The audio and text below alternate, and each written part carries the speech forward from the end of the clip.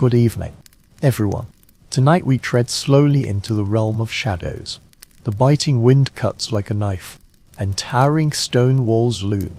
Should you falter in the darkness while keeping watch, your fingers may be severed. You stand at the base of a medieval castle tower, torchlight flickering above your head. The wind howls through the cracks in the battlements, and the stone slabs beneath your boots are icy cold, the chill seeping deep into your bones. Should you not plan carefully, tonight may prove fatal. Pause for a moment, like and subscribe. I hope you genuinely enjoy my content. Now leave a comment below stating your location and the current local time. Dim the lights, let your eyelids grow heavy, and imagine yourself here. Watch the video and subscribe, but only if you truly appreciate my work. When subscribing, please leave a comment with your geographical location and current time. Now dim the lights, let your eyelids grow heavy, and imagine ascending a winding staircase where each step grows colder than the last, until you reach the sentry post towering above the courtyard. The first thing to greet you will be silence. The castle under cover of night is quieter than imagined, yet never truly still. The breath of horses in the stables, the low growl of dogs carried on the wind, the lingering scent of burnt meat drifting from the kitchen far below. The relieving guard rubs his arms, teeth chattering, as he warns you keep moving, or the cold will swallow you alive. He speaks no falsehood. In an age before central heating, even the grandest castle felt like a draughty shell. Night watchmen knew the deadly peril of cold nights, as treacherous as enemy arrows. So how did they stay alert amidst hunger and freezing? History records castles were built for defense, not comfort. Thick stone walls kept out summer heat, but also trapped winter's icy damp. These stones permeated every chamber with chill. Modern experts have measured castle temperatures, even with fires blazing. Upper rooms remained barely warmer than the morning's cool air. Yet here's a curious tidbit. Guards would often place cloth wrapped hot stones beneath their beds. Medieval hot water bottles. The warmth lasted but an hour or two, yet it sufficed for soldiers to drift off before their bodies acclimatized.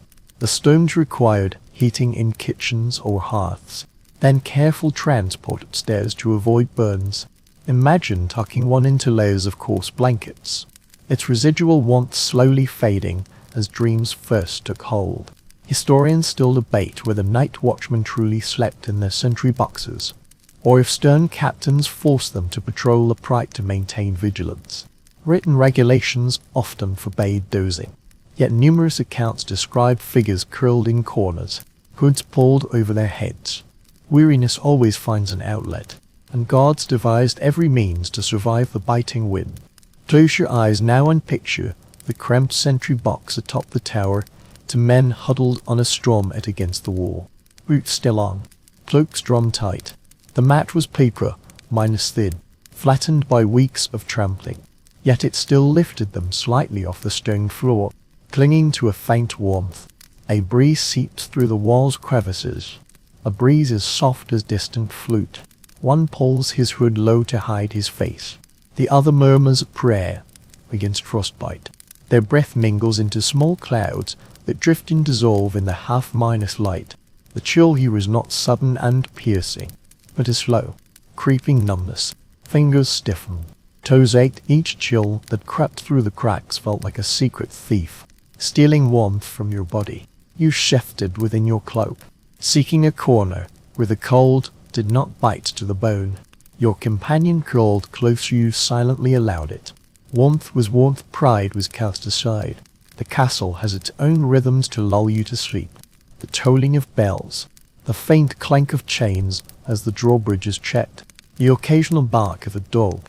Each sound declares that beyond your tiny cocoon, life continues. The castle's own rhythm lulls you to sleep. The clock strikes the hour. The bridge chains clink softly during inspection. An occasional dog barks. Each sound tells you life continues beyond your tiny cocoon. You tuck your hands under your armpits, breathe into the cloak's wall, count your heartbeats, and momentarily forget the cold. Some guards fare worse. posted to the towering open ramparts, where no fire offers warmth. They stamp their feet, swing their arms in wide circles, just to keep the blood flowing. Circulation. Those wretched souls often rest only intermittently, sometimes collapsing directly onto the icy planks. The fortunate sentries enjoy swift rotations. After 1 or 2 hours awake, they may warm themselves by the brazier in the tower. The unfortunate ones must endure longer stints, and legends abound of sentries frozen stiff on duty. Whether these tales hold truth or not, they reveal how thin the line between life and death was on those medieval winter nights. In such places, every detail matters: how you layer shirts and woolen, whether your boot tops are stuffed with dry straw, whether you remember to pull your blanket up to your chin. The slightest oversight might mean waking to frost-minus encrusted eyebrows or a cough that never fully subsides. Even today, experts studying castle ruins discover traces of soot in odd corners, hints of fires lit in defiance of the ban.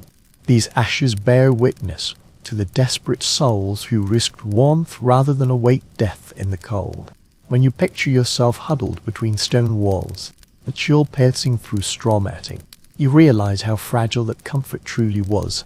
No soft cushions, no glass panes, no stove within reach, only layer upon layer of wool, gradually cooling hearth's ickiness, and the breath of the nearby guard beside you. You pull your cloak tighter, listening to the wind sigh through arrow slits, reluctantly sinking into restless slumber, awaking in a half-minus dream state. You cannot tell if the chill seeps into your bones or merely brushes your skin. The captain of the guard has long come and gone, leaving only the echo of his boots reverberating on the stone steps. Now only the cold wind remains.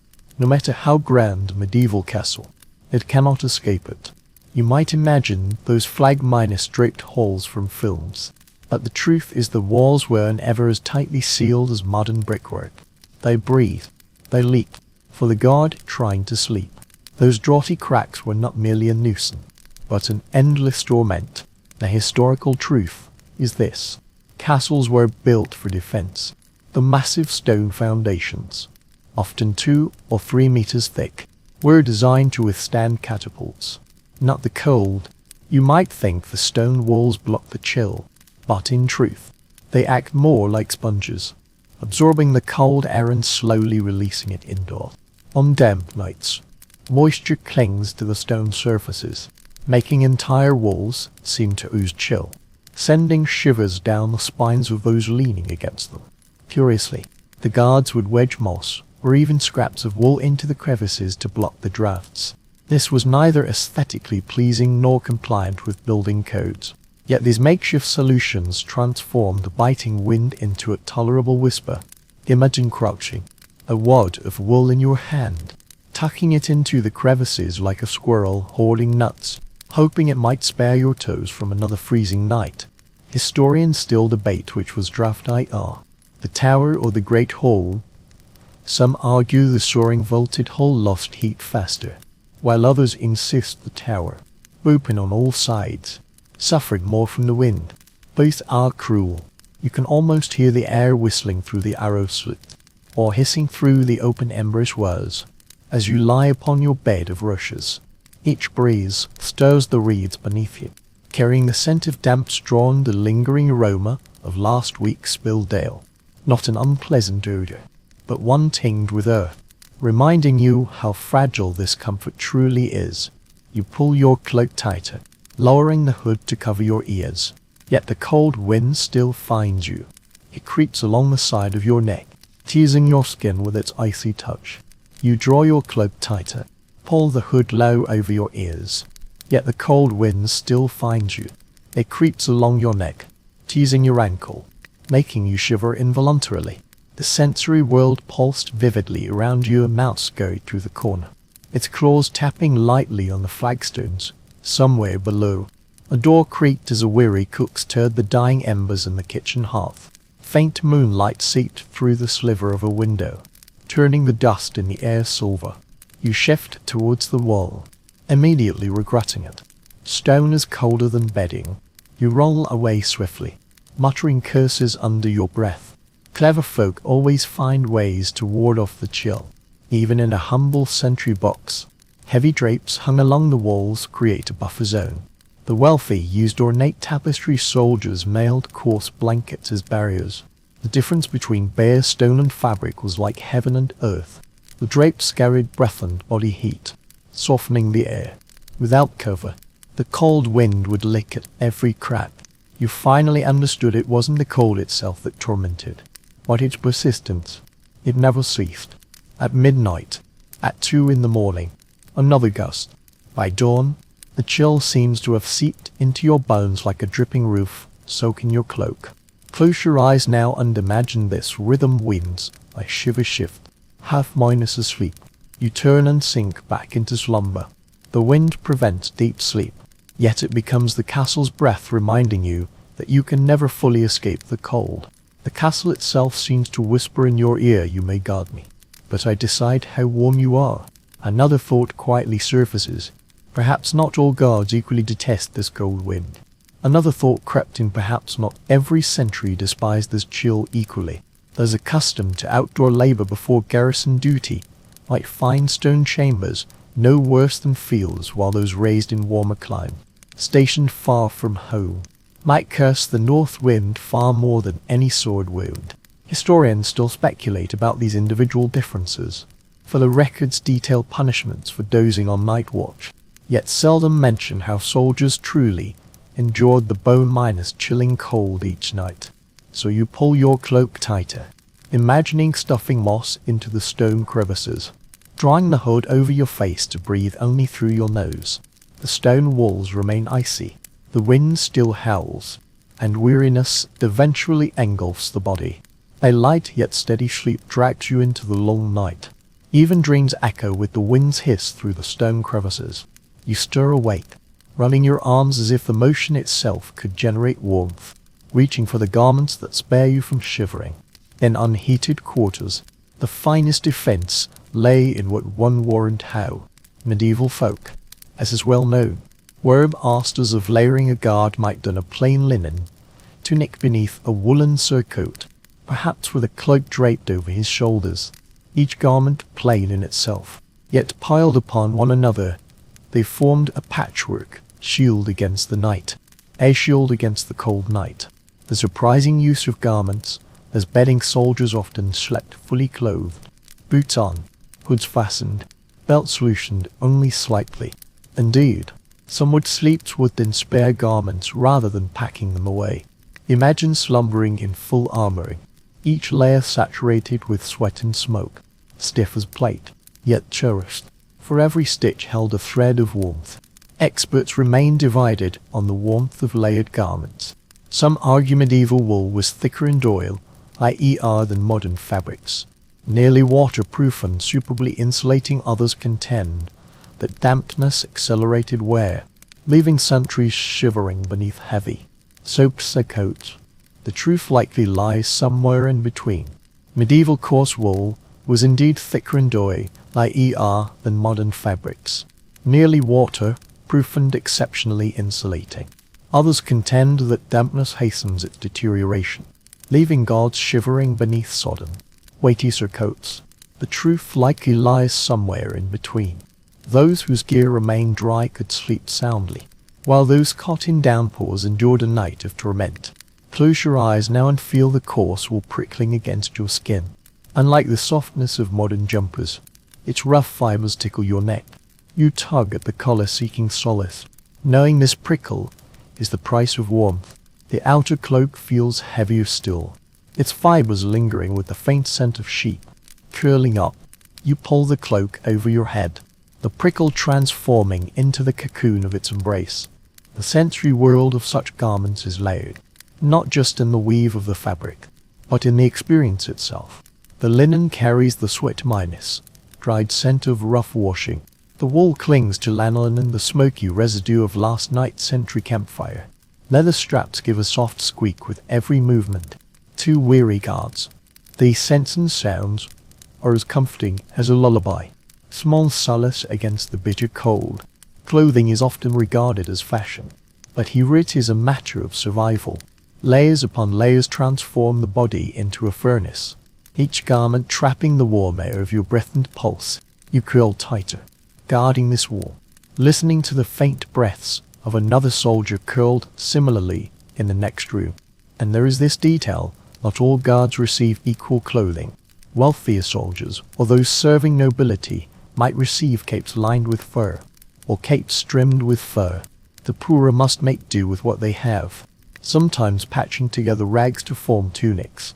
Imagine two men sharing a night watch, one wrapped in heavy, rich robes, the other clad only in thin, worn shirts. The stark difference felt when the night's bite comes. Even so, the principle of layering served both men well. Each added garment wrapped more warmth, each removed let the night's chill seep in. So you tuck your hands into your sleeves, pull your hood down over your face, and curl up beneath layers of cloth armor.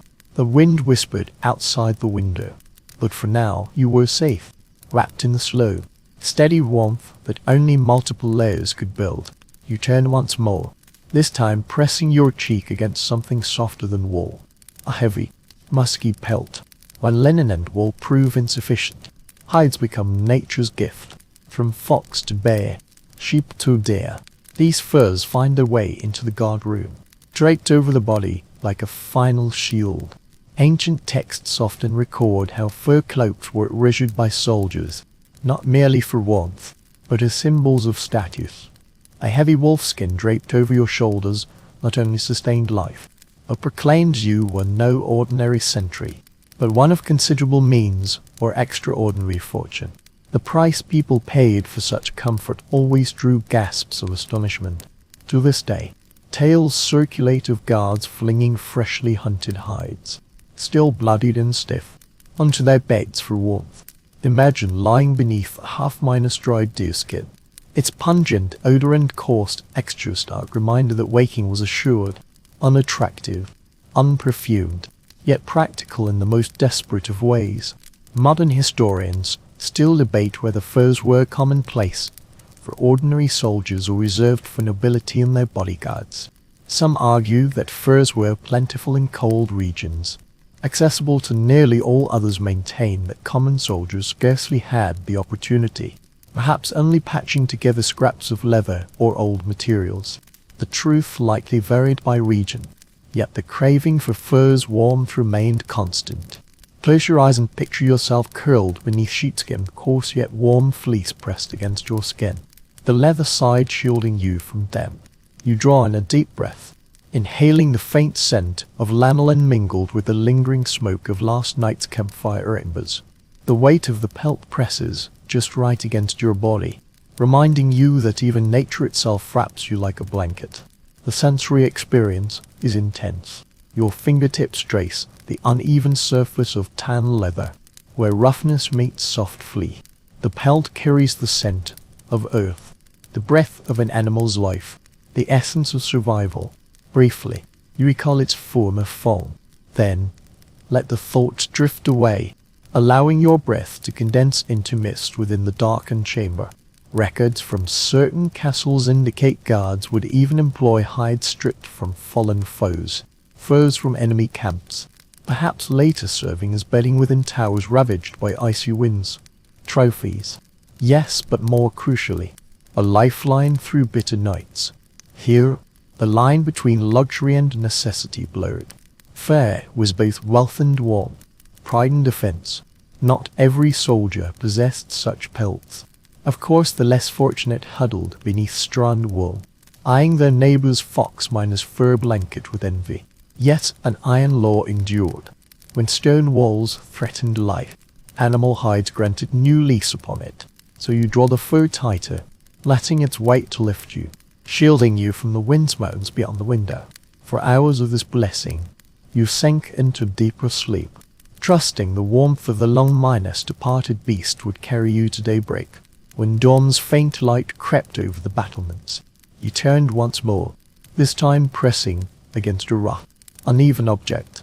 It rustled beneath you, exuding such a potent, earthy scent it felt as though you lay within a barn.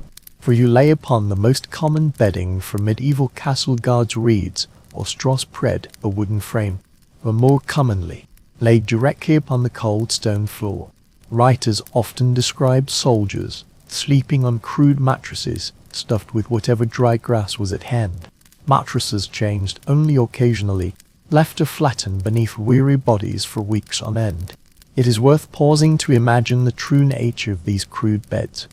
Wooden bed frames were a luxury most guards knew only the crude mattresses stuffed with straw in coarse sacks, commonly called straw mattresses. These sacks, sewn from hemp or canvas, were filled and tied tightly before being laid on the floor. Initially, the straw crackled lightly, offering both resilience and insulation from the stone floor's chill. Yet night after night, compressed beneath their weight, it would eventually shrink into a rock-hard pad, feeling like a pile of wooden sticks. Some would refresh them every few nights with fresh reeds. Yet in these barren garrisons, mattresses remained unchanged year-round. Mouldy odor spread, and wormholes riddled the straw, making restful sleep impossible. Historical records note a peculiar practice. Guards would often mix dried herbs into the bedding. Lavender, mint, or wormwood were scattered among the straw, both to mask the odor and to repel vermin. Imagine the weary traveler slipping into the straw sack, met by the subtle fragrance of lavender. In this world of cold stone walls and creaking wooden floors, such a faint solace proved particularly precious. Whether it truly repelled lice or not, the scent acted like a blanket for the soul, soothing the mind and aiding sleep. Modern scholars, however, disagree on the hygiene of this practice. Some argue that the frequent replacement of rush matting in castle halls and guard rooms kept bedding reasonably clean. Others contend that guards seldom changed their bedding, often forced to sleep in damp, infested straw. Expert consensus remains elusive, as historical records often overlook the sleeping arrangements of lower-ranking soldiers. Archaeology offers only faint clues. Pollen residues found on castle floors hinting at plants brought indoors. Close your eyes now and imagine lying upon such bedding, the grass stems rustling softly beneath your form, each piercing through your clothing to tickle your ribs. The air thick with scent, a blend of earth, dry hay, and faint animal musk. You pull your cloak tight as a blanket, yet still feel the stalks piercing through the fabric's weave.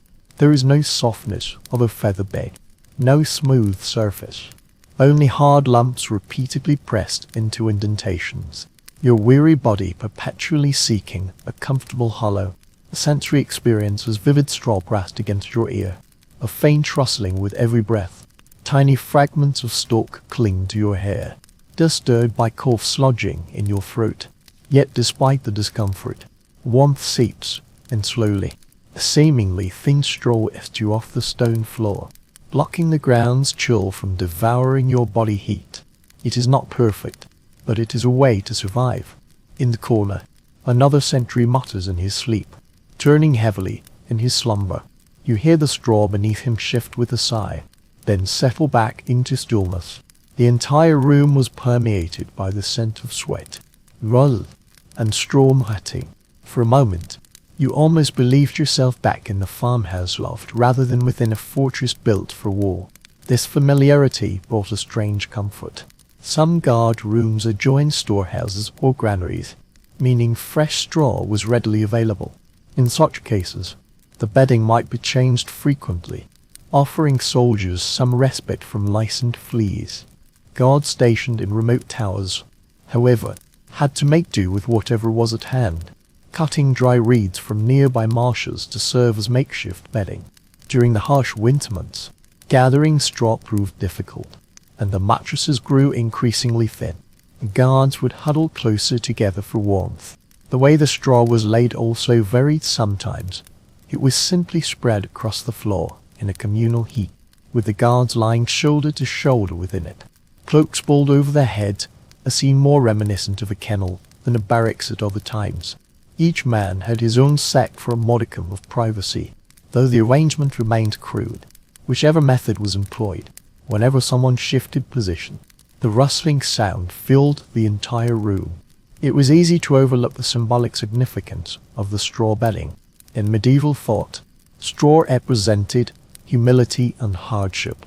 It is said that Jesus slept upon straw at his birth. Peasants spent their lives upon its altars. Lying upon it signified a spirit of sacrifice. To lie upon straw was to remember one's station. You weren't either noble nor royalty, merely one of the many night watchmen, half-miners forgotten by history. One French tale is particularly curious. After a siege ended, the garrison flung their straw mattresses from the window, convinced they had absorbed the malevolent essence of hunger and fear, superstition, or a flea-minus-repelling measure, perhaps both. Superstition often intertwines with practicality, and this cleansing ritual also served to replace the bedding with fresh straw the following night. As you toss upon the uneven mattress, the patchwork comfort shapes your dreams. Sometimes you see yourself lying on a starlit meadow, the straw beneath your feet crackling like summer grass. Other times you feel the weight of stone walls pressing down, the straw a fragile barrier against the cold earth. Yet, it remains your shield against the icy earth. Curled up, you ponder. This mattress bears the symbolic weight of humility and hardship, far from any luxury. Regardless, whenever someone shifts, the rustling sound fills the room. It's easy to forget that straw mattresses carry their own symbolism. In medieval thought, straw embodied humility and toil. Legend holds that Christ was born upon straw, while peasants spent their lives nestled beneath it. The matting crackled beneath them like summer's withered grass at times.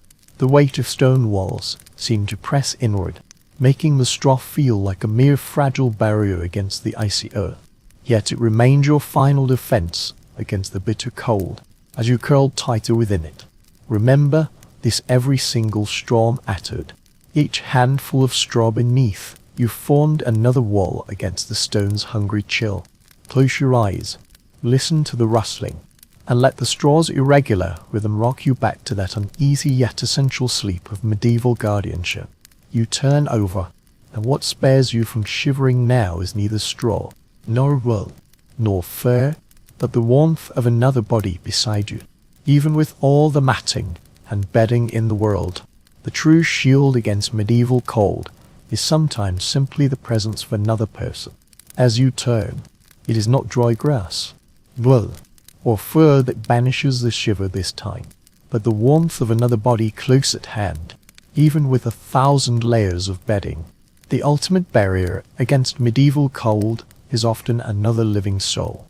Ancient texts frequently record that soldiers seldom slept alone, particularly in sentry boxes, whether two or many. Men would huddle together against the cold, their body heat mingling beneath shared cloaks or blankets.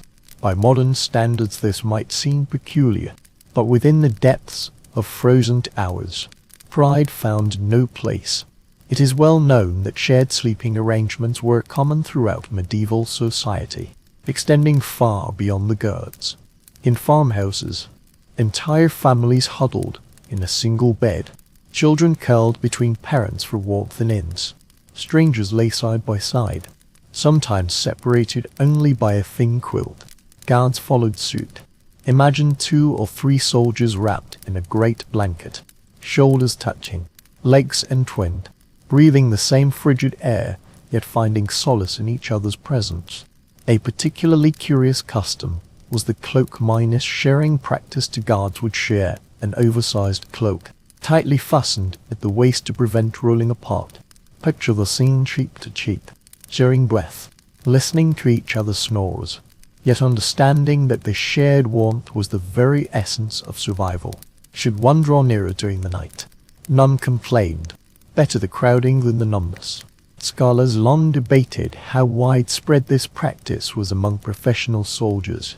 Some, citing records of temperatures plummeting to freezing within Nordic castles, claimed it was ubiquitous. Others contended that while commoners and impoverished soldiers might share beds, guards, especially those at noble residences, still had individual berths to uphold dignity and discipline. Yet even among nobility, tales persist of sharing beds during journeys, perhaps when bitter cold descends. The line between necessity and choice blurs. Picture this scene a cramped sentry room, illuminated only by the red glow of an extinguished brazier, for men lie side by side on straw mattresses, cloaks intertwined. One murmurs in sleep, another coughs, shoulders touch, knees bunk, arms occasionally brush. The air carries the scent of sweat, leather, and damp wool, yet within the physical confinement lies a comfort. Outside, the wind howls through arrow slits, yet inside, a warm bubble forms from mingled breaths and body heat.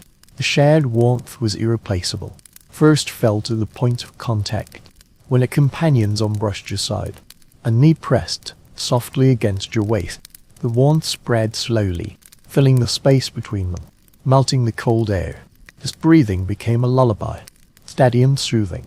You close your eyes, feeling the rhythm of his breath, his arm lightly touching you, his knee gently pressing against your ribs.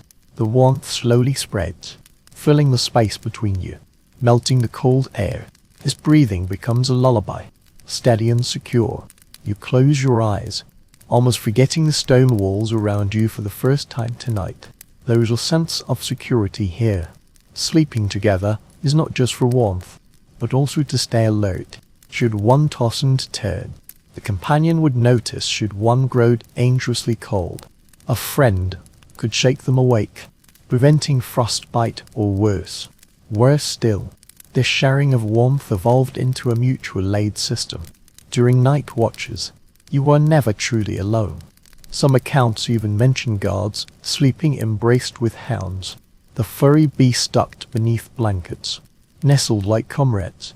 The dog's warmth was substantial and thick, its low growl at the slightest sound making it an ideal bedfellow.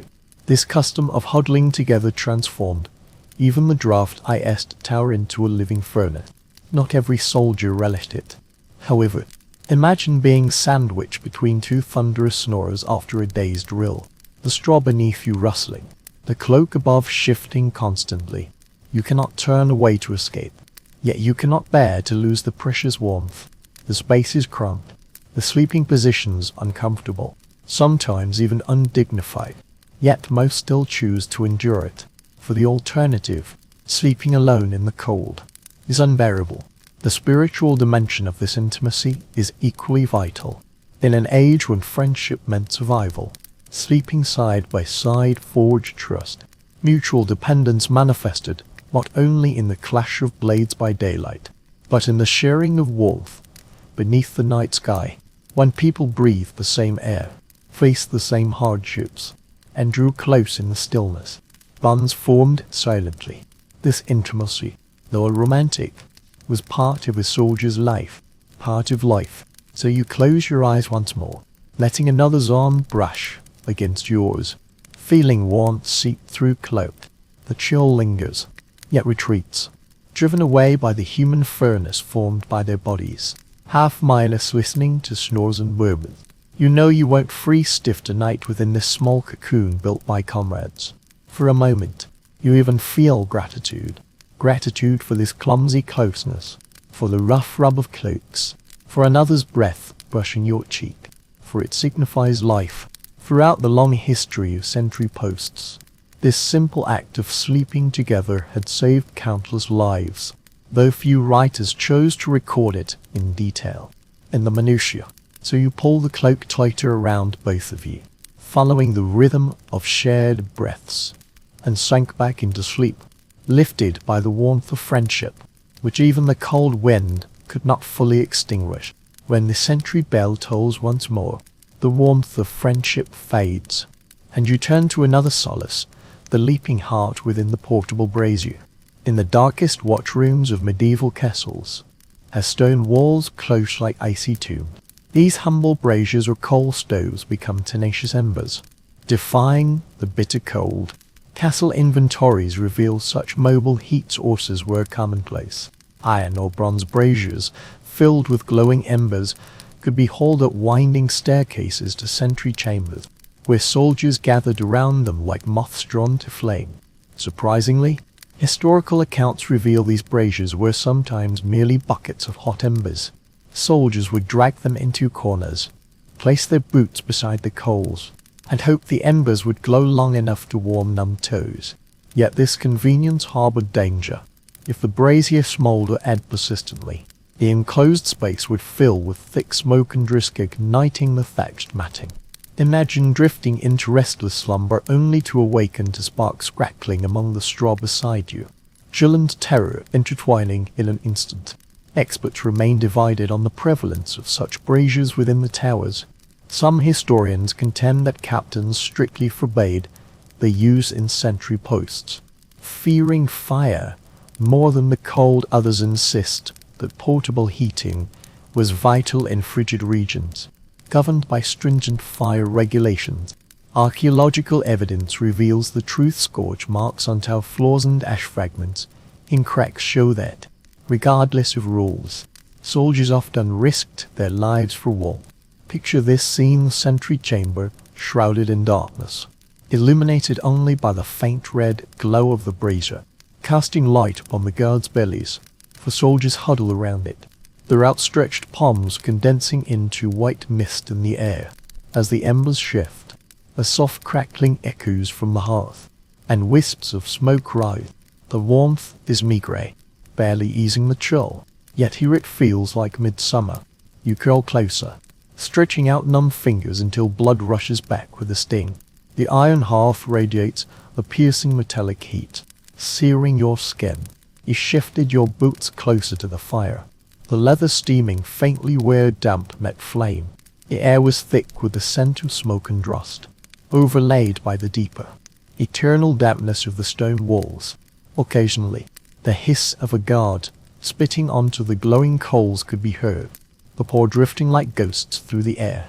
Some guard rooms employed elaborate braziers. Wealthier castles featured fire pans with perforated lids, both to contain sparks and prevent burns.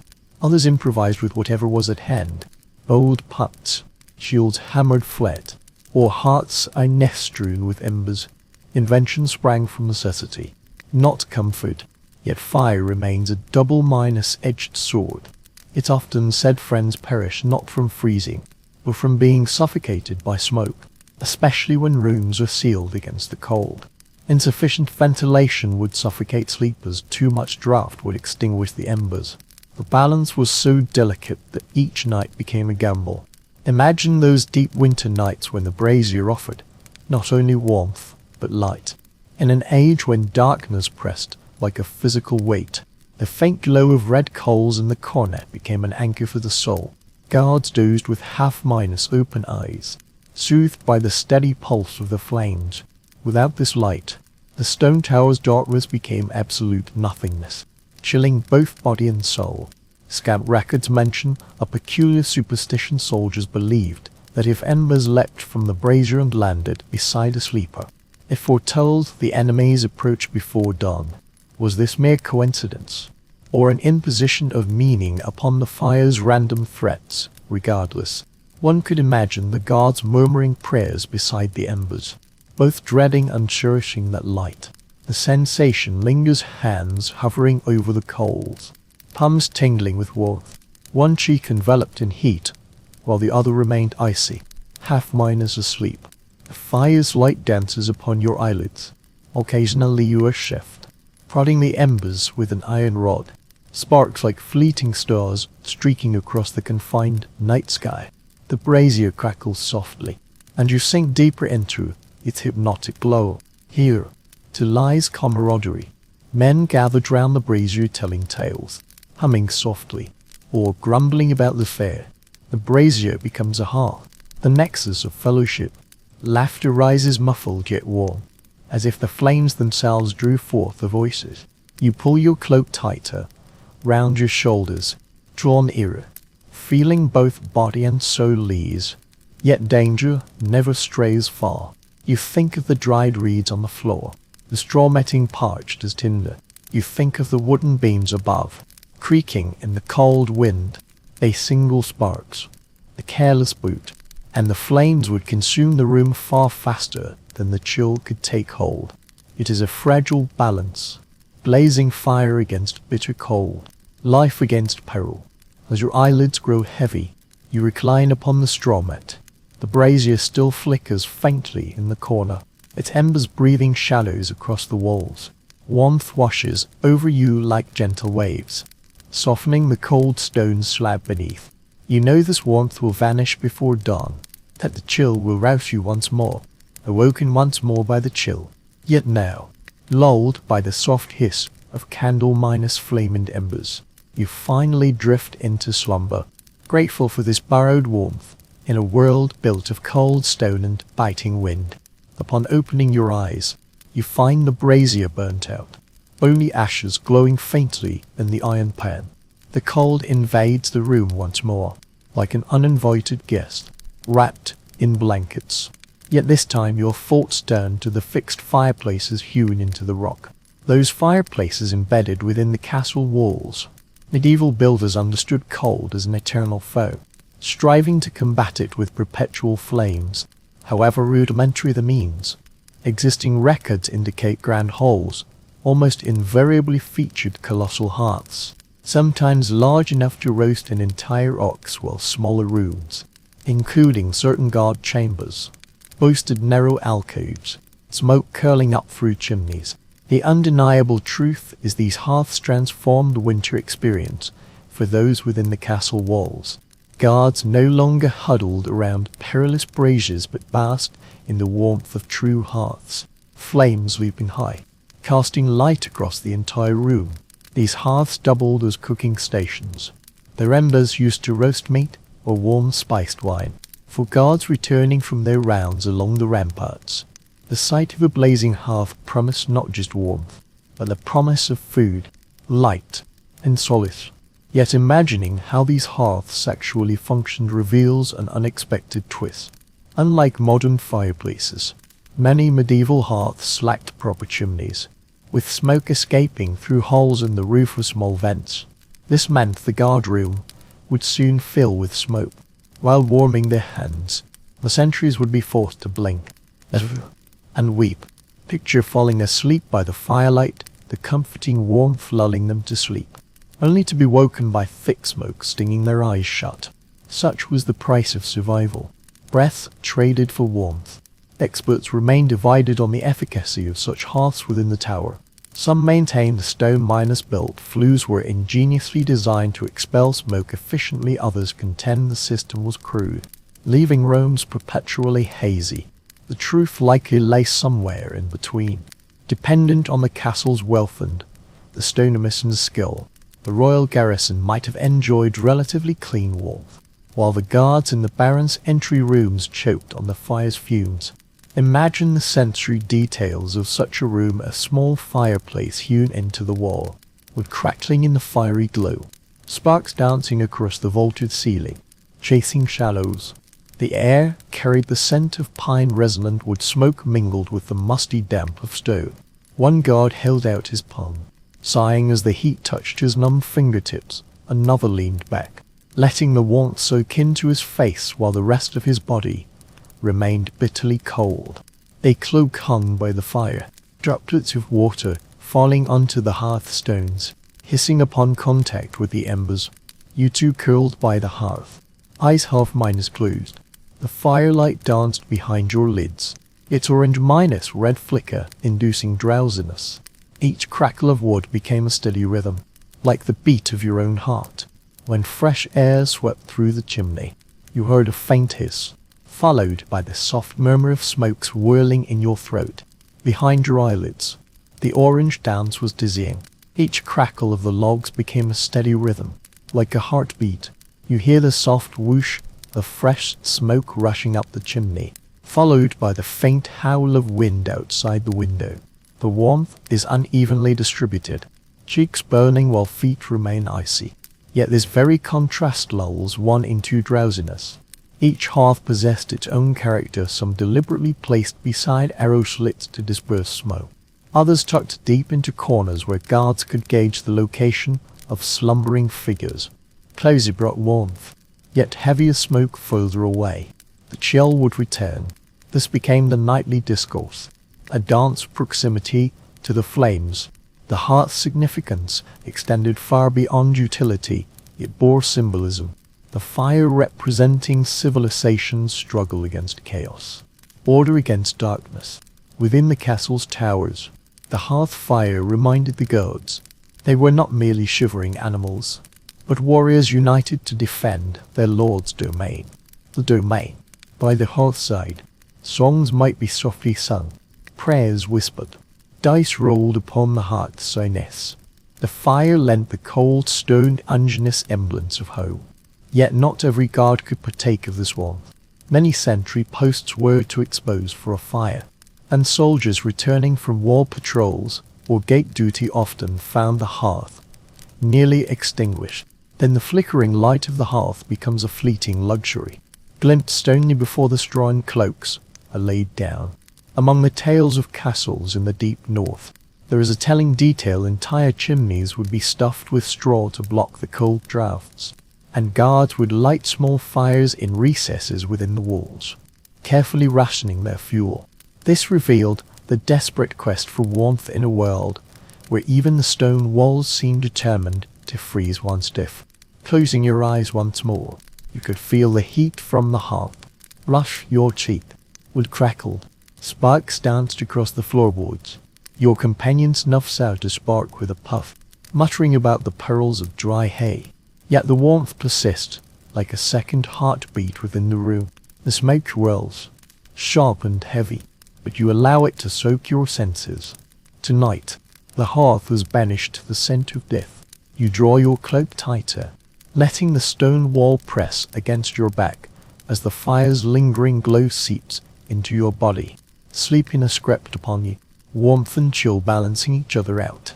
Outside, the wind still howled, but within this circle of firelight, you dreamt of summer fields, the crackling of wood mingling with the rustle of wheat. The fire in the hearth dimmed once more, the stone chamber growing colder with every breath. Thoughts drifted to another human method of preserving warmth, not with flame, but with fabric. Glancing around, you noticed the cloth curtains, patchworked and mottled, draped from the beams and stretched into curtains in the corners. These makeshift draperies served not merely as decoration, but as barriers against the cold wind, sealing every crack, crevice, and door gap. Medieval texts frequently describe how nobles and soldiers hung textiles in sleeping quarters. Grand halls featured sumptuous tapestries of silk or wool, while guard rooms often employed coarse blankets nailed to corners. Yet the purpose remained constant: to create pockets of warm air within the relentless chill of cold stone walls. The most widely recognized application was the use of bed curtains. Even in the most rudimentary quarters, beds were often enclosed by thick draperies reaching to the floor. These curtains trapped body heat and breath, creating a microclimate. Imagine for soldiers huddled on a corner bester, cloaks pulled tight, enveloped by the bed curtains. Outside, frost blooms thickly upon the walls. Yet within the small tent, the air is noticeably warmer, though heavy with the scent of sweat and wool. This practice also ensured privacy, but for the sentry, warmth was the primary gift. Historical records reveal a rather intriguing detail. When bed curtains were unavailable, soldiers would often tie cloaks or old garments to ropes as substitutes. Guards needed only hammer to nails into the wall, pull up the rope, and drape their own cloth over it. Though unsightly, it blocked the cold wind. Picture this scene: boots drying by the hearth, cloaks suspended overhead, soldiers curled beneath makeshift tent minus-like drape, as if pitching a tent within the tower. Historians still debate how widespread this makeshift solution was in military encampments. Some scholars argue the drapes were costly, a luxury seldom afforded to sentries. Others point to archaeological findings of nail holes in tower walls, suggesting fabric was indeed hung, perhaps in a simplified version for soldiers. Common guards might have used coarse linen or woolen cloth, while opulent residences displayed splendid tapestries depicting hunting scenes or saints. Close your eyes now and imagine yourself within such a space, the canopy hanging low overhead, slightly damp, permeated by the lingering scent of years of hearth smoke and grease. Yet when you curled beneath it to breathe, it felt like another world. Your warm breath no longer vanishes into the chill. The air grows thick and heavy, yet strangely reassuring. Outside, the wind whistles through arrow slits, while within, only the soft, lullaby-like murmur of the drapery reaches your ears. The sensory world freezes here.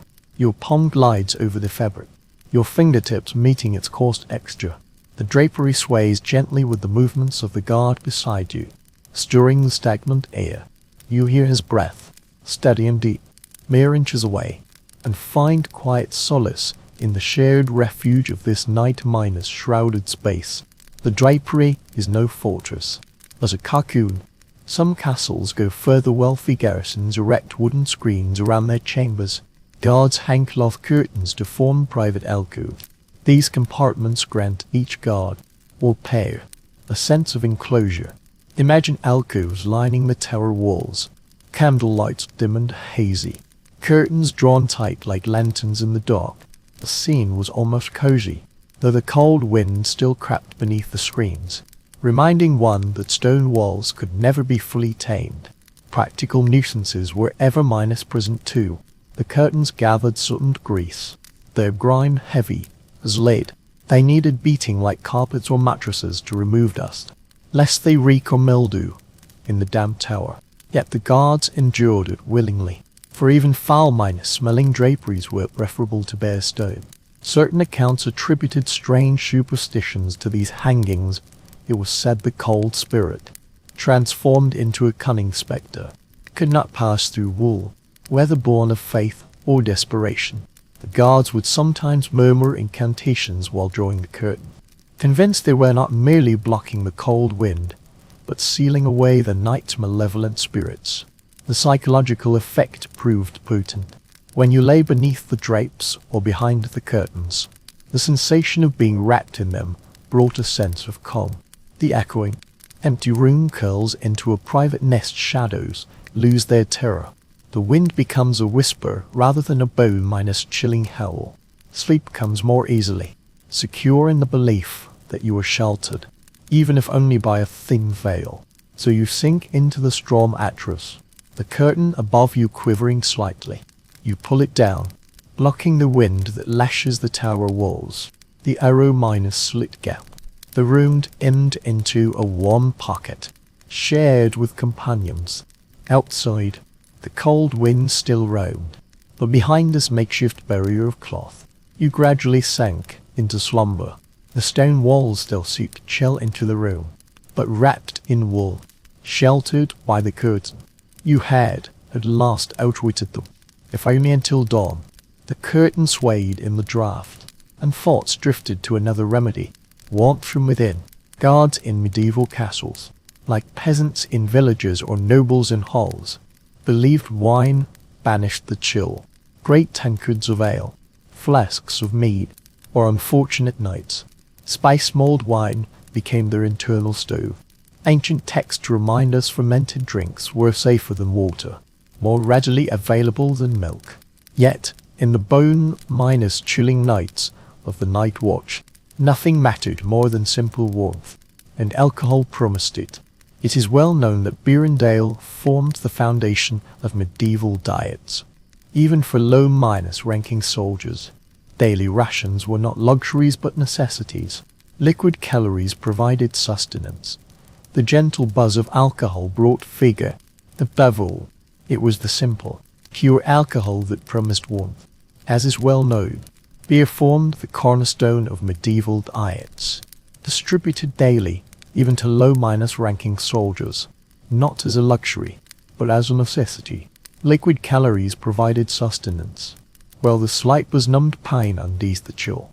Picture a guard finishing his patrol, downing a mug of cloudy, thick ale before curling up on his straw pallet, warmth spreading through his chest, like swallowing several volumes of chronicles. These texts reveal unexpected details. Guards often unheated their drinks. Hot ale or warmed mead were believed to aid sleep in cold quarters. The rare, precious imported spices like cinnamon and cloves could transform drinks into medicinal elixirs and feasts. Picture clutching a steaming cup, its sweet aroma lingering on your nose while frost nibbles at the walls behind you. This was liquid solace, the best medieval soldiers could hope for. Yet academics still debate how effective was this method against the cold. Modern science reveals. Alcohol causes blood to rush to the skin, creating a warming sensation yet accelerating heat loss. Did medieval sentries inadvertently heighten their risk of frostbite? Or did the concentrated malted honey in mead and ale truly provide warmth against the cold? The evidence remains inconclusive, leaving the question open to speculation. Imagine this sensory experience. You raise a wooden cup to your lips, its rim roughened, slightly splintered. The ale within is thick, almost viscous, carrying the tangy aroma of yeast. Unlike modern beer's crispness, it possesses an earthy richness and subtle sourness. You take a large gulp, wiping foam from your beard, and a phantom warmth already fills your chest. A friend passes a jug of mead. The golden, viscous liquid coils sweetly around your tongue. The warmth deepens, your head grows light, and the chill seems to retreat, even if only psychologically. The social effect was equally vital. Gathered around braziers or hearths, the guards raised their cups in mutual toast.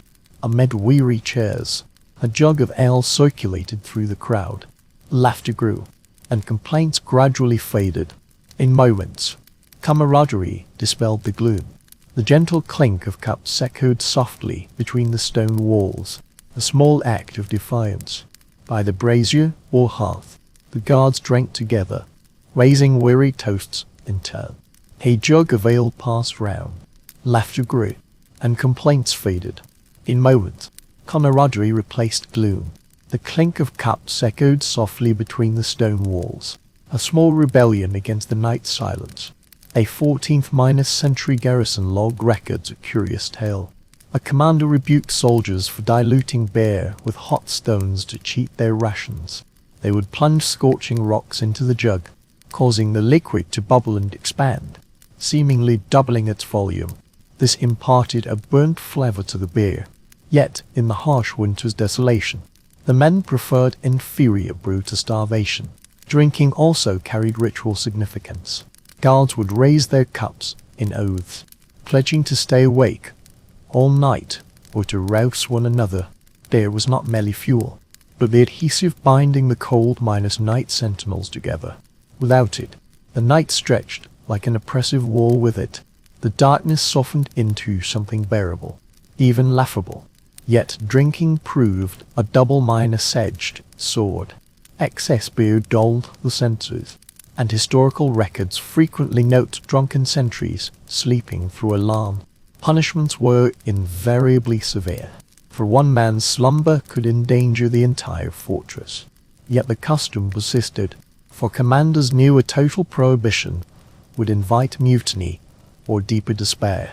Picture this room now: the faint flicker of a brazier in the corner, curtains swaying in the draught, straw rattling beneath your feet. In your hand rests a half-full cup of warm mead, its sweetness lingering on your tongue, your cheeks flushed with false warmth. Tonight, you smile for the first time. The hearth fire may die, the drapery may shift, yet within your chest, a faint warmth remains. As heavy lids droop, you set aside the wooden cup, draw your cloak tight and curl up. Your breath carries a faint honeyed scent, while laughter lingers in your ears, gradually fading into snores. The chill still lurks, yet now it has dulled.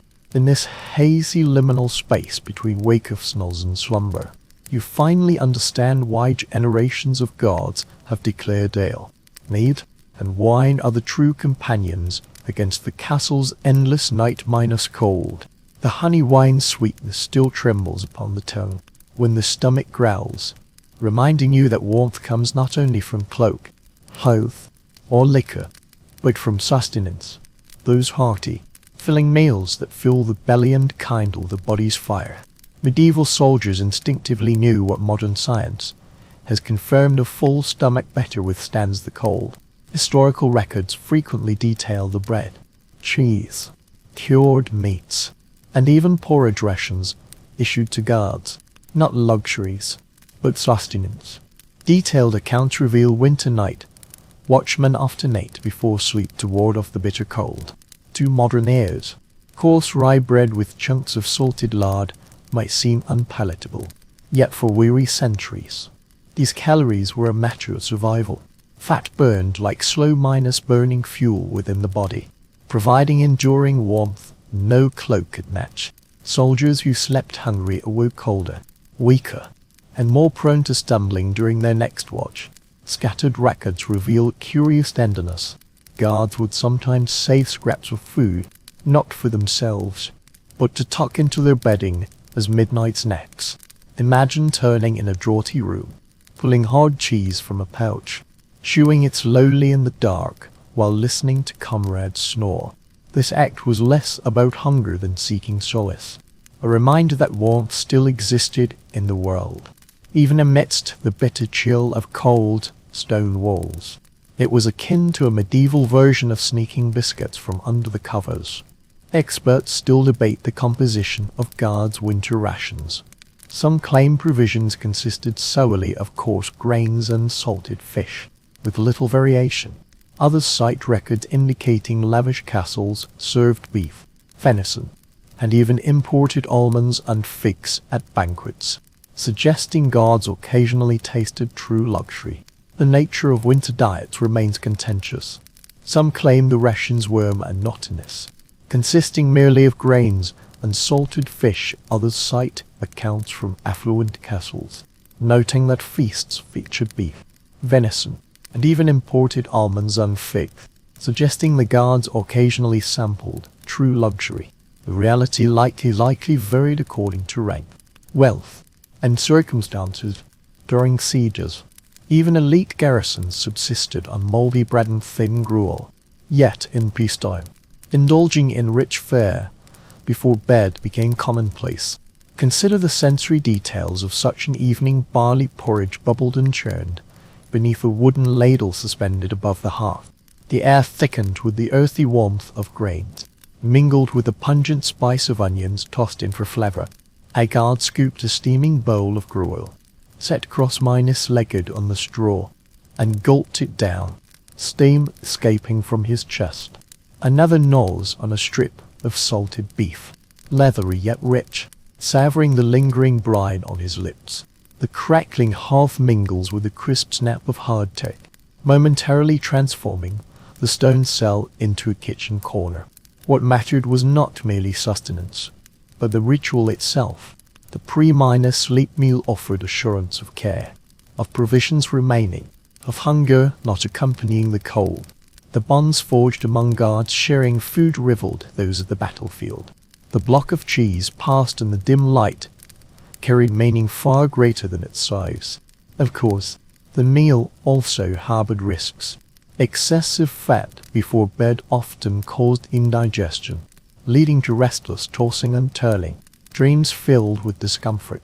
Guards often joked about bacon-induced nightmares, though their bodies were intensely resisting the unnatural intake of greasy food at such an hour. Even knowing this, few refused such solace, preferring to sleep warm and full, if uncomfortable, rather than shiver on an empty stomach. There were also subtle pleasures. In some castles, guards would roast chestnuts. The shells would crackle and split open in the embers. The aroma of roasted chestnuts would waft through the guard room, adding a moment of pure delight to the harsh routine. Elsewhere, onions were prized, reputed to fortify the blood against the cold. Soldiers gnawing raw onions late at night might genuinely believe they offered cloak-like protection.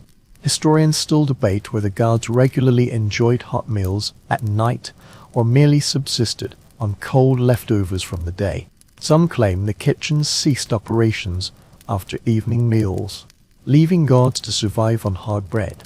Others suggest small stoves within the towers allowed soldiers to prepare soup, porridges, and roasted minced meat. Lacking detailed records, we can only speculate based on food residues uncovered in archaeological excavations. Now close your eyes and imagine yourself in the sentry box. After supper, the faint glow of embers in the brazier, curtains fluttering in the breeze, the aroma of barley gruel lingering in the air, your belly heavy with satisfaction, warmth radiating from within. You curl up beneath the straw blanket, or lie back wrapped in it, listening to the deep, contented snores of your comrades. The chill is temporarily banished by the lingering warmth of digestion, fading into the distance. As consciousness sinks into slumber, taste lingers the sting of salt crystals on your lip, the lingering scent of onion in your beard, the crackle of firewood piercing the silence. You stretch, wrapping the blanket tighter, tucking your feet beneath it, your body heavy with food, thoughts soften in weariness. The stone walls may still seep chill into the room, but the fire within your belly has answered. You recall the rhythm of such nights, eating, laughter, lying down, trusting the warmth will last until dawn. Perhaps you dream of feasts in noble halls, glasses of meat and spiced wine. Perhaps you dream only of another bowl of porridge. Regardless, warm memories lull you to sleep, proving that sometimes the best defense against the colder stone walls is simply a full belly and the quiet moments shared with weary comrades. Your belly heavy and full, you drift into haze, but the clang of the sentry bell cleaves through your drowsiness like a blade.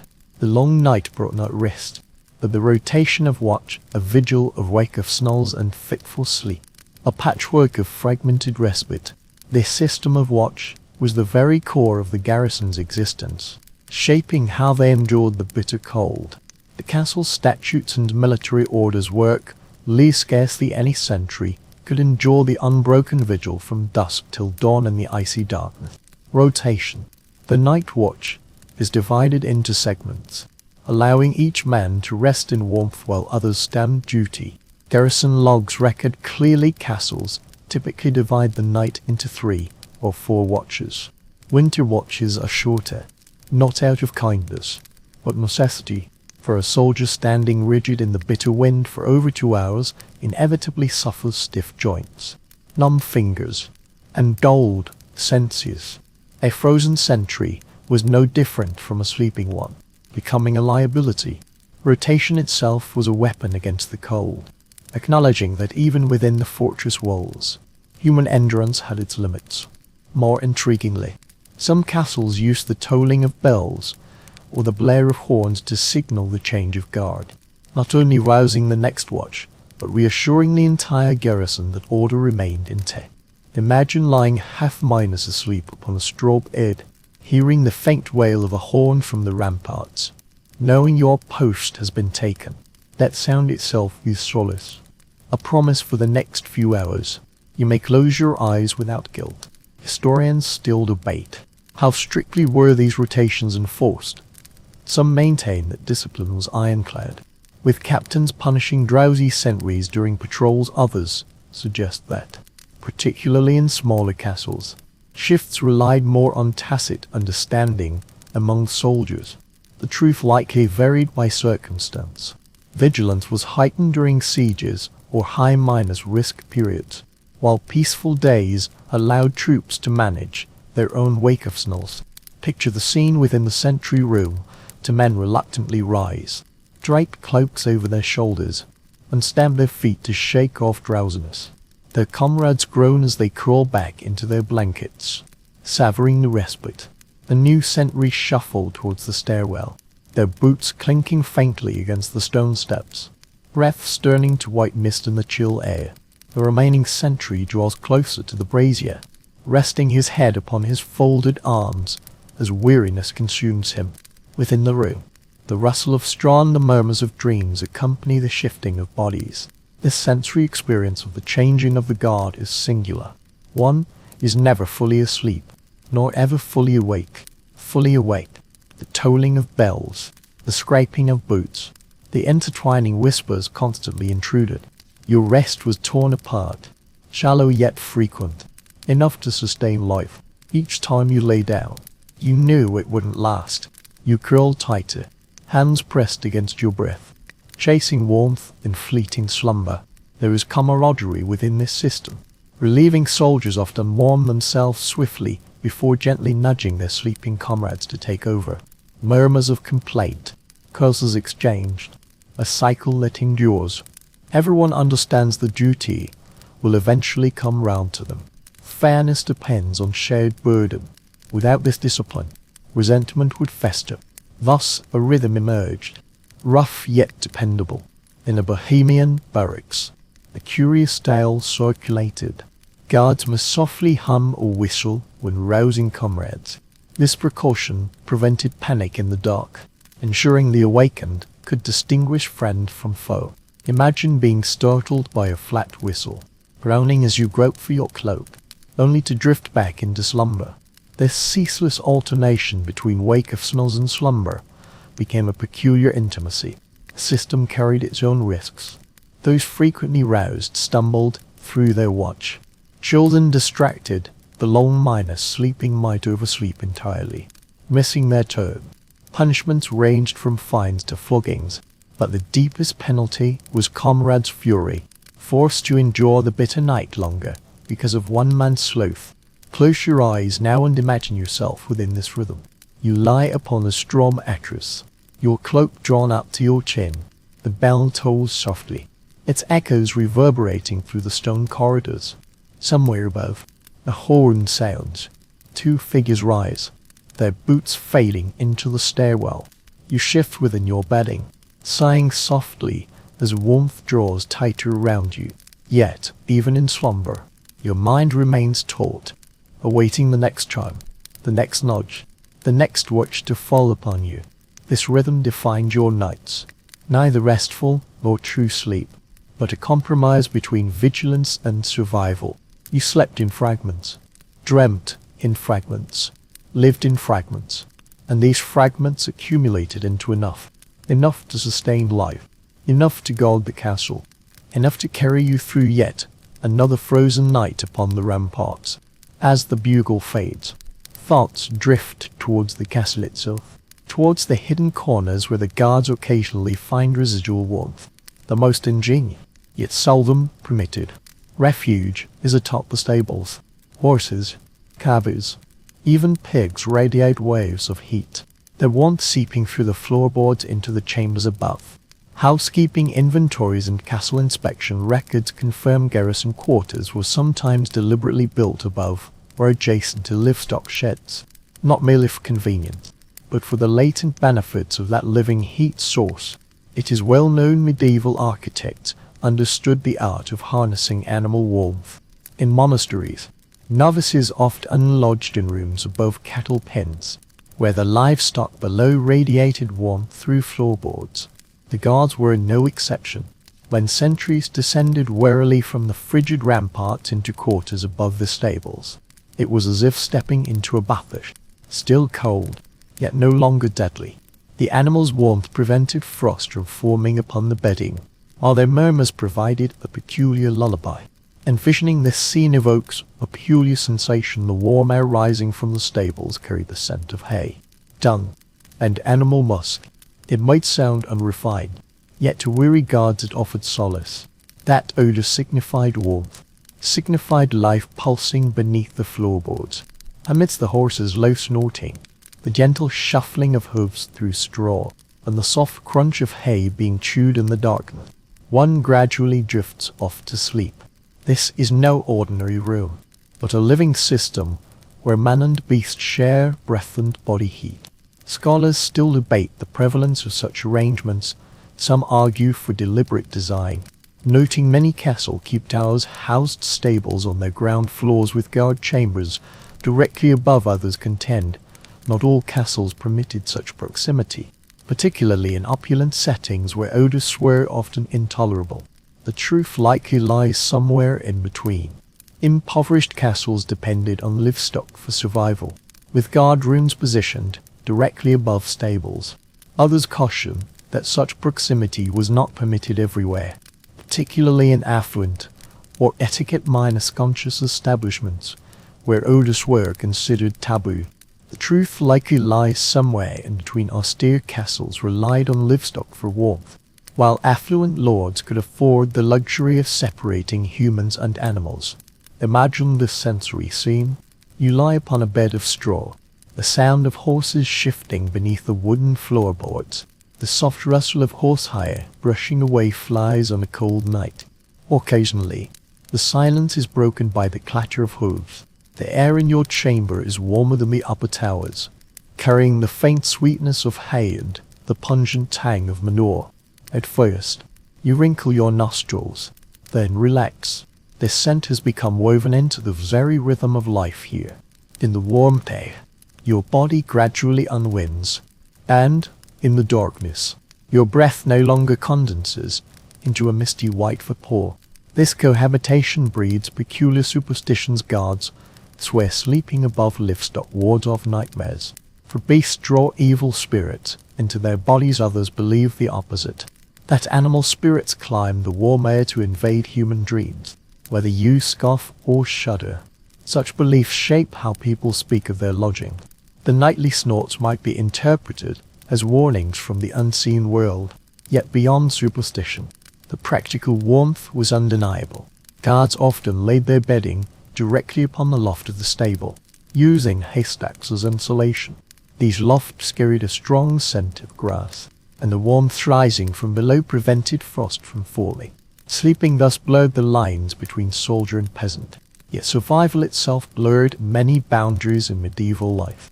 Social bonds mattered equally.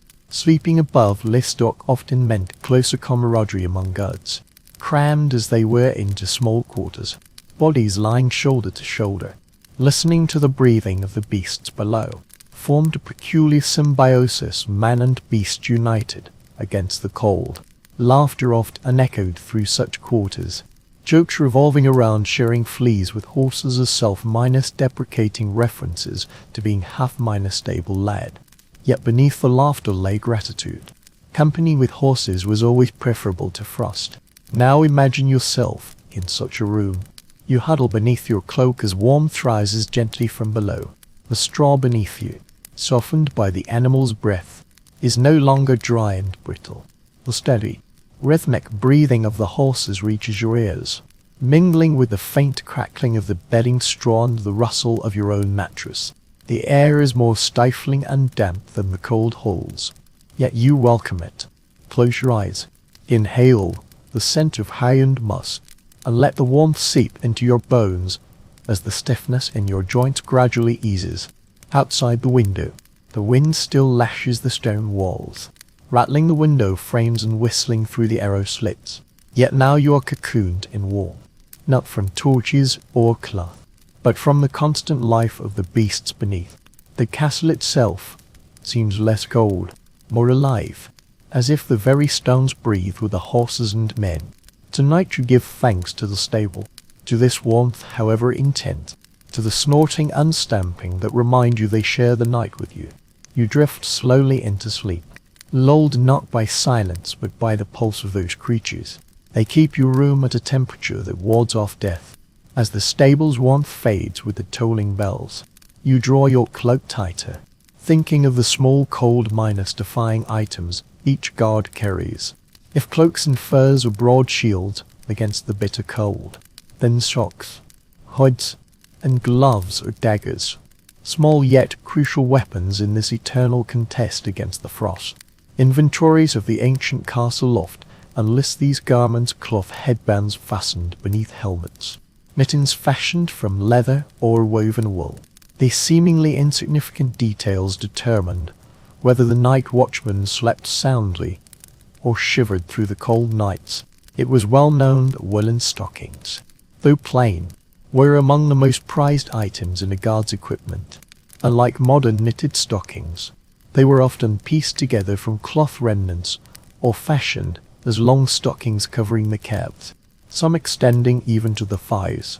Secured by garters, they enveloped the guards in a warm, protective layer. Soldiers cherished them to the utmost, though mending an endless task. Patches of cloth stitched over holes, coarse thread used for darning, all to block the chill seeping up from the stone floors. Guards who lost their stockings in winter had already received half a beating before their shift began. Fascinating details. Sometimes gloves featured for fingers sharing a single opening with the thumb separate, like the mittens of childhood memory. This design trapped heat more effectively than fingered gloves. Soldiers jokingly called mittens clumsy, yet they allowed hands to curl inside for extra warmth. Some even stuffed fur into the lining, creating a coarse yet practical insulating layer. Imagine lying down after duty, mittens still over the palms, arms wrapped around the chest, warmth like that of childhood memories. Scholars remain divided on the prevalence of knitted goods at the time. Some argue knitting had spread widely by the late Middle Ages, with even common soldiers possessing knitted socks and gloves.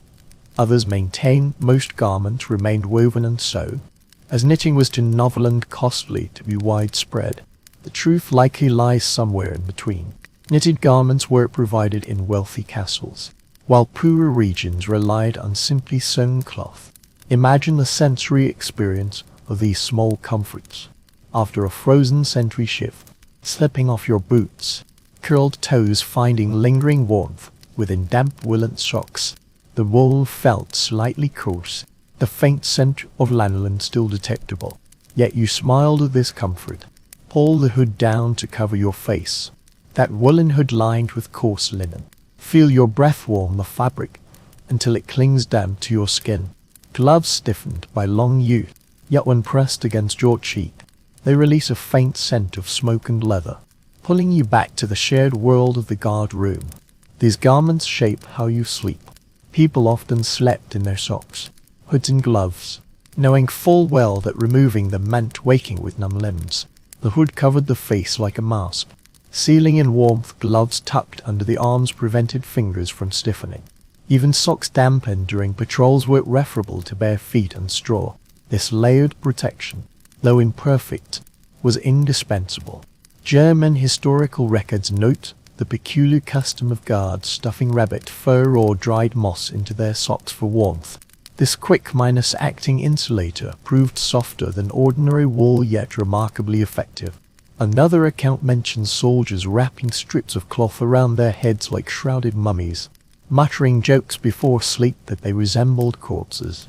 Even when the cold raged fiercest, humor remained a form of salvation. These small items also carried symbolic weight. Hoods were not merely fabric, but badges of rank. Knights wore ornate hoods trimmed with fur, while ordinary guards sported plain woolen caps, the distinction marking rank. Yet in the sentry box's darkness, all pulled their hoods low against the wind in the shared struggle against the cold. Status became insignificant. Now picture this room: soldiers curled upon straw mattresses, cloaks drawn tightly around them. Yet what truly sustains their lives are the minutiae. Toes tucked within long stockings, hands hidden in woolen mittens, faces concealed beneath hood. The entire room was a sea of sleeping figures, with only the tips of their noses protruding from the straw mattresses. Yet what truly sustained their lives were the minutiae: toes tucked into long socks, hands hidden in woolen mittens, faces concealed beneath hoods. The entire room was a sea of sleeping figures, only their noses protruding from the straw mattresses, huddled upon the straw, cloaks drawn high. Yet what truly sustained their lives were the minutiae: toes tucked within long socks, hands concealed in woolen mittens, faces buried beneath hoods. The entire room was an ocean of sleeping postures, only their noses protruding into the cold air, peering through the door crack. They might appear merely as indistinguishable bundles of cloth, yet each bundle held a man wrapped in these minutiae of clothing, garments that meant the difference between life and frostbite. You tuck your own gloves beneath your chin, feel your socks rubbing against the straw, and pull your hood tighter. The stone walls still radiate chill. The wind still whispers through the cracks. Yet the warmth from these small defenses endures. You close your eyes, your sigh merging with the fabric, letting the tickle of wool and the faint scent of lanolin become your lullaby. The wool's warmth still clings faintly to your skin. Yet another comfort curls closer. In the darkness, a furry body gently brushes against the straw. You feel the bristles against your palm, hear the soft panting, only then realizing you are not alone. A loyal, furry companion, equally child, curls beside you. In medieval castles, animals were not merely guardians of the walls but companions in the guard room. The watchdog, sentinel by day, became a blanket by night, nestled against weary ribs. Historical records note dogs were ubiquitous within the castle walls, cherished for their keen sense of smell. Writers have depicted mastiffs chained at gates, hounds roaming courtyards, and smaller dogs ever at their master's heels. These animals formed the backbone of the defense system, often alerting guards before humans could hear a sound. Yet when duty ceased, they became companions against the cold night. The curled minus-up creature beside one served as both a warm hearth and an alert sentinel. Guardian and bed fellow united, tenderness shown in the details. Records note dogs often chose a favored guard, refusing to sleep elsewhere. Imagine a weary soldier returning from patrol to find his beloved dog already stretched out on the mat, tail gently twitching, eyes fixed upon him. The soldier would grumble as he shifted to make room, the answering warmth dispelling all weariness. The scene is profoundly human, a resolute warrior soothed by a loyal animal. Experts remain divided on the prevalence of this practice. Some suggest dogs in affluent castles were housed separately in kennels or with huntsmen. Others note that in utilitarian garrison, canine freedom formed part of night-time sentry duties. Archaeological evidence supports both views. Large hound bones found in castle courtyards, while paw prints near living quarters suggest indoor access. Imagine that sentry moment, the dog pressed close, conveying enduring warmth, its coarse fur brushing against your fingertips. Its warm breath tickled your wrist, carrying the faint scent of dinner scraps. As you shifted, it moved closer still, its tail thumping softly against the straw. Other hounds nestled against different companions, patches of warmth scattered between the footstools. The air carried the smoky scent of fur, leather, and hay, animal odors mingling with human sweat. The warmth of companionship mattered as much as body heat. Guards who shared their beds with hounds slept more soundly, not merely for warmth, but for security. Should footsteps echo down the corridor, the dogs were the first to alert. Ears pricked and growls low. One could bury one's face in cloak, knowing full well that canine companions would never let an attack steal one's sleep. In a world where peril oft uncrept unseen, this peace of mind was priceless. Folk ballads still tell of such scenes, hounds lying at a knight's feet, guarding both warmth and honor. This is both poetic and practical. Feet are most prone to frostbite, and the weight of a heavy hound lying upon them provides warmth akin to woolen socks. Imagine the gradual fall of frozen toes beneath the canine's bulk. Consider the comfort of numb toes gradually thawing beneath the weight of a loyal beast. Superstition also plays a part. Some believe dogs sense spirit, their low growls warning of intruders while banishing restless souls. When the guard is roused by his beloved dog barking at shadows, he might murmur a prayer, convinced the animal has banished supernatural disturbances. Whether truth or illusion, this belief lends extra solace.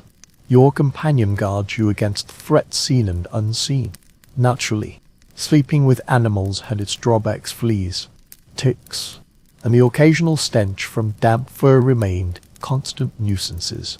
Guards might wait to scratch at bites or grumble at the scent of a dog rolling in mud. Yet most accept this exchange. A few fleas endured rather than a frozen night alone. Immerse yourself fully in this moment. You lie upon the mat, a dog beside you breathing steadily, its chest rising and falling with yours. Its warmth seeps into your body, firm and slow. Outside, the cold wind winds through the arrow slits. Yet inside, the dog shifts its body, sighing as it draws its heavy frame closer to your ribs. You scratch behind its ear, feeling the soft tremor of its muscles, smiling in the darkness.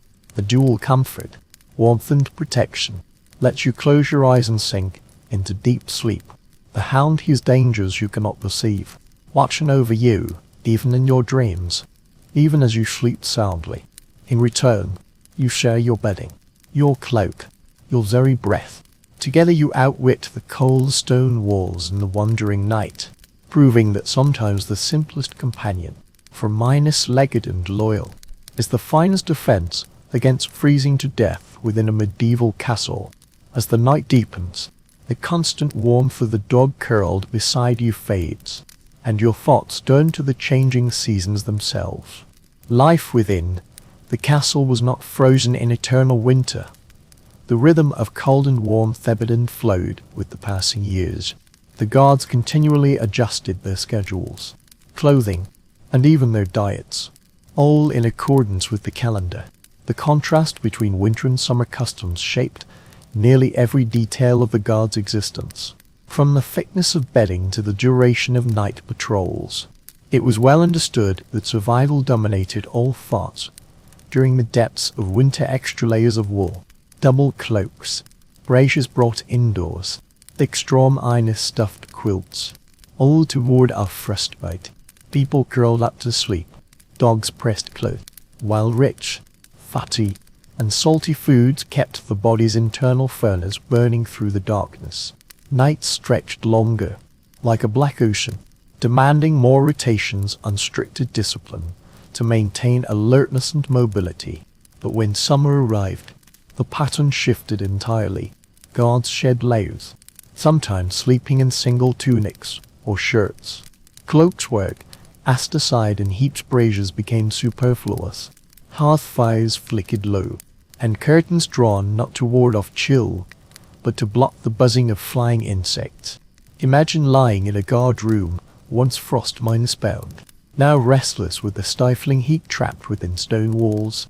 You kick at the straw mattress, too warm for comfort, longing for winter's biting chill. Historical records note a curious detail. Summer guards often dragged their bedding to the battlements or courtyards, preferring the cool night breeze to the stifling confines of their rooms.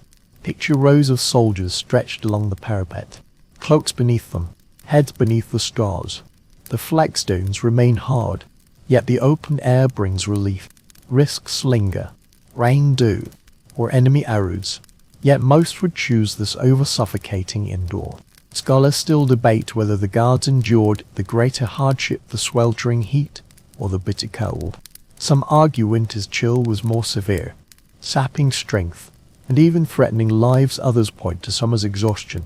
Short nights meant less rest, while swarms of insects kept soldiers tossing and turning upon their mats. Both extremes eroded health in different ways, neither season offering true respite.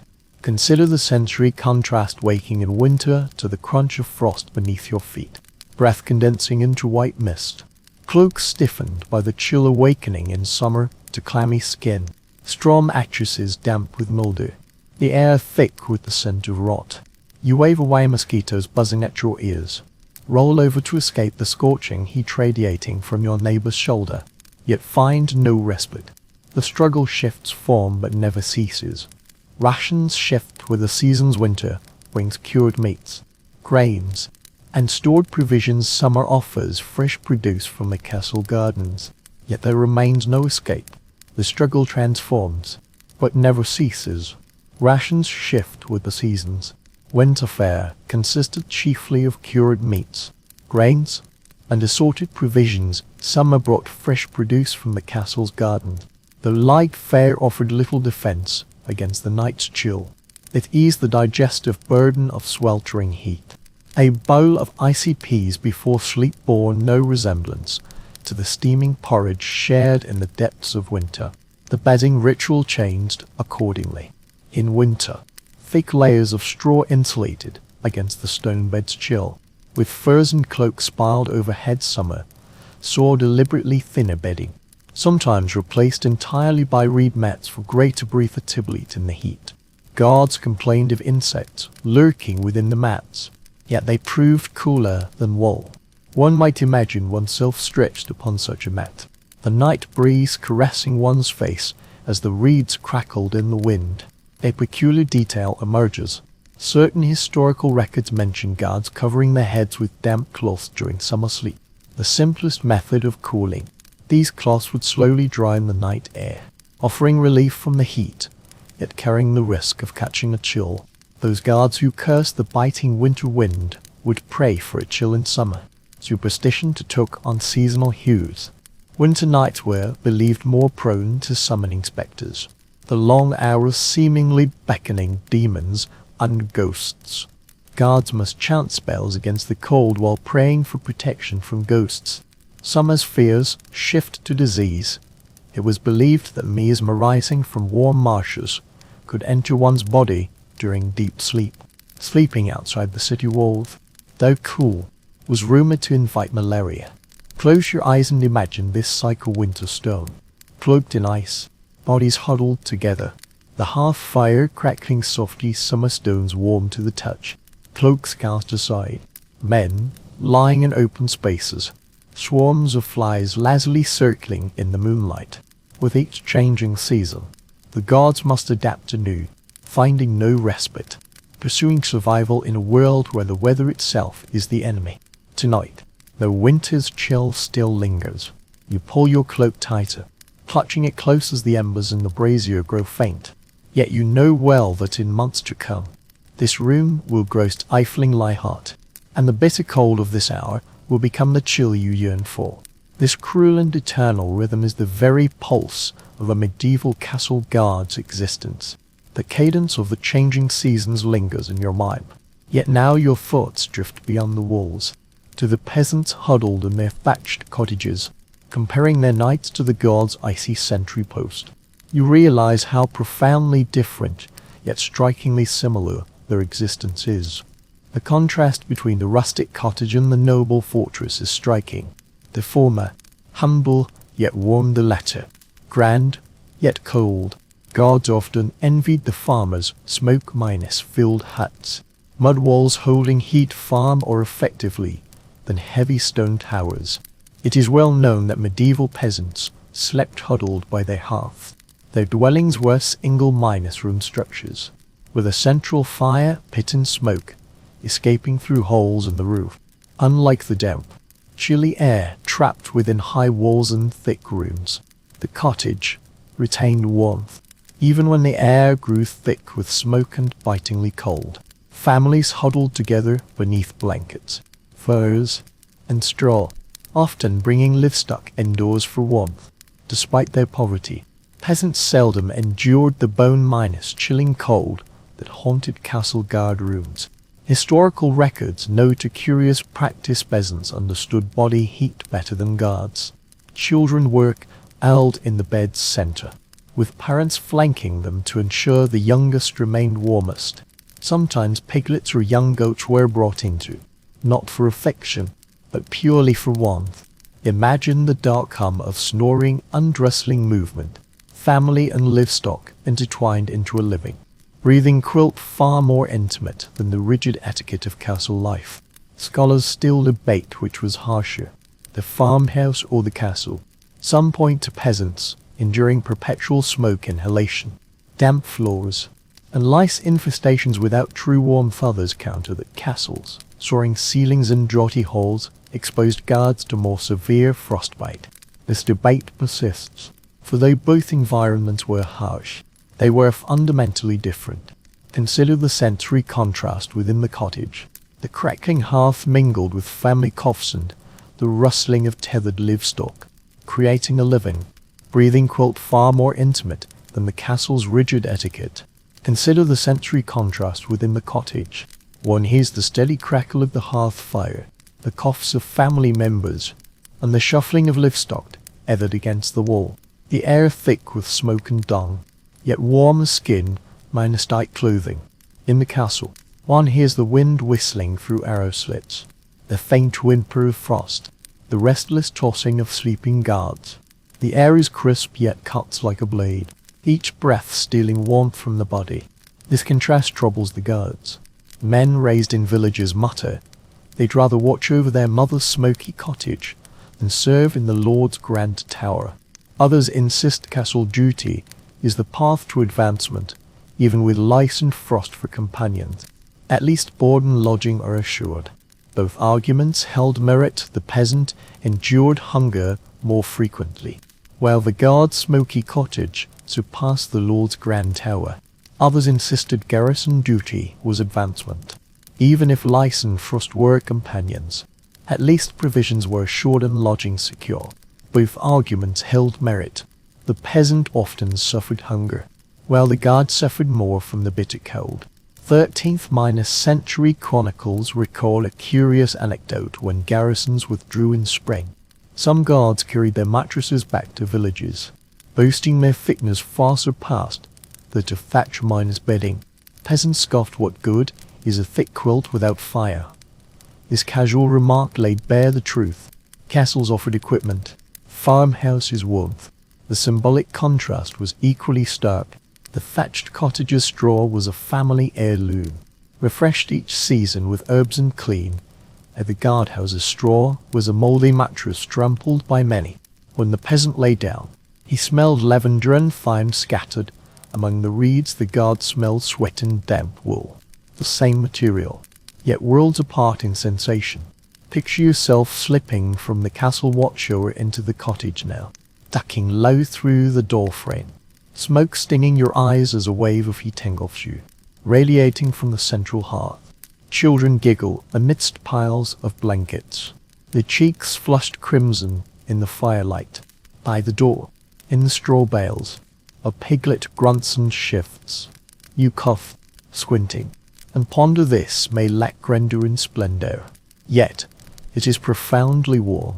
Now imagine yourself returning to the castle. Beneath its soaring domes, where banners flutter, the stone walls are cold. Within reach, you shiver. Realising grandeur often comes at the cost of comfort. This contrast shapes the guards' minds. Many yearn for the cottage's simplicity, where warmth is shared and intimate. Others take pride in enduring the castle's hardships, seeing it as proof of resilience and loyalty. Sleeping in the cold tower becomes a badge of honor, signifying their difference from the villages of their birth. Leaning against the cushion, your thoughts drift between two worlds. The cottage, humble yet warm; the castle, pristine yet cold. Each bears its own burdens.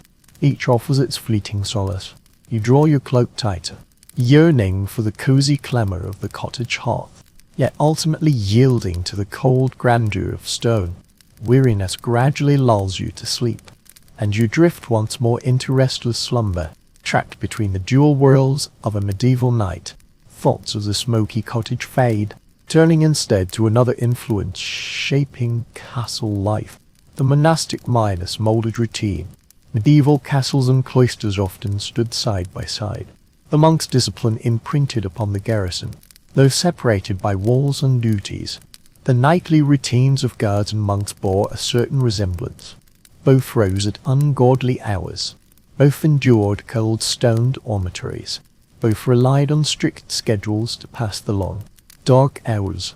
It is a verifiable fact that the bells of the monasteries set the rhythm for all of medieval Europe.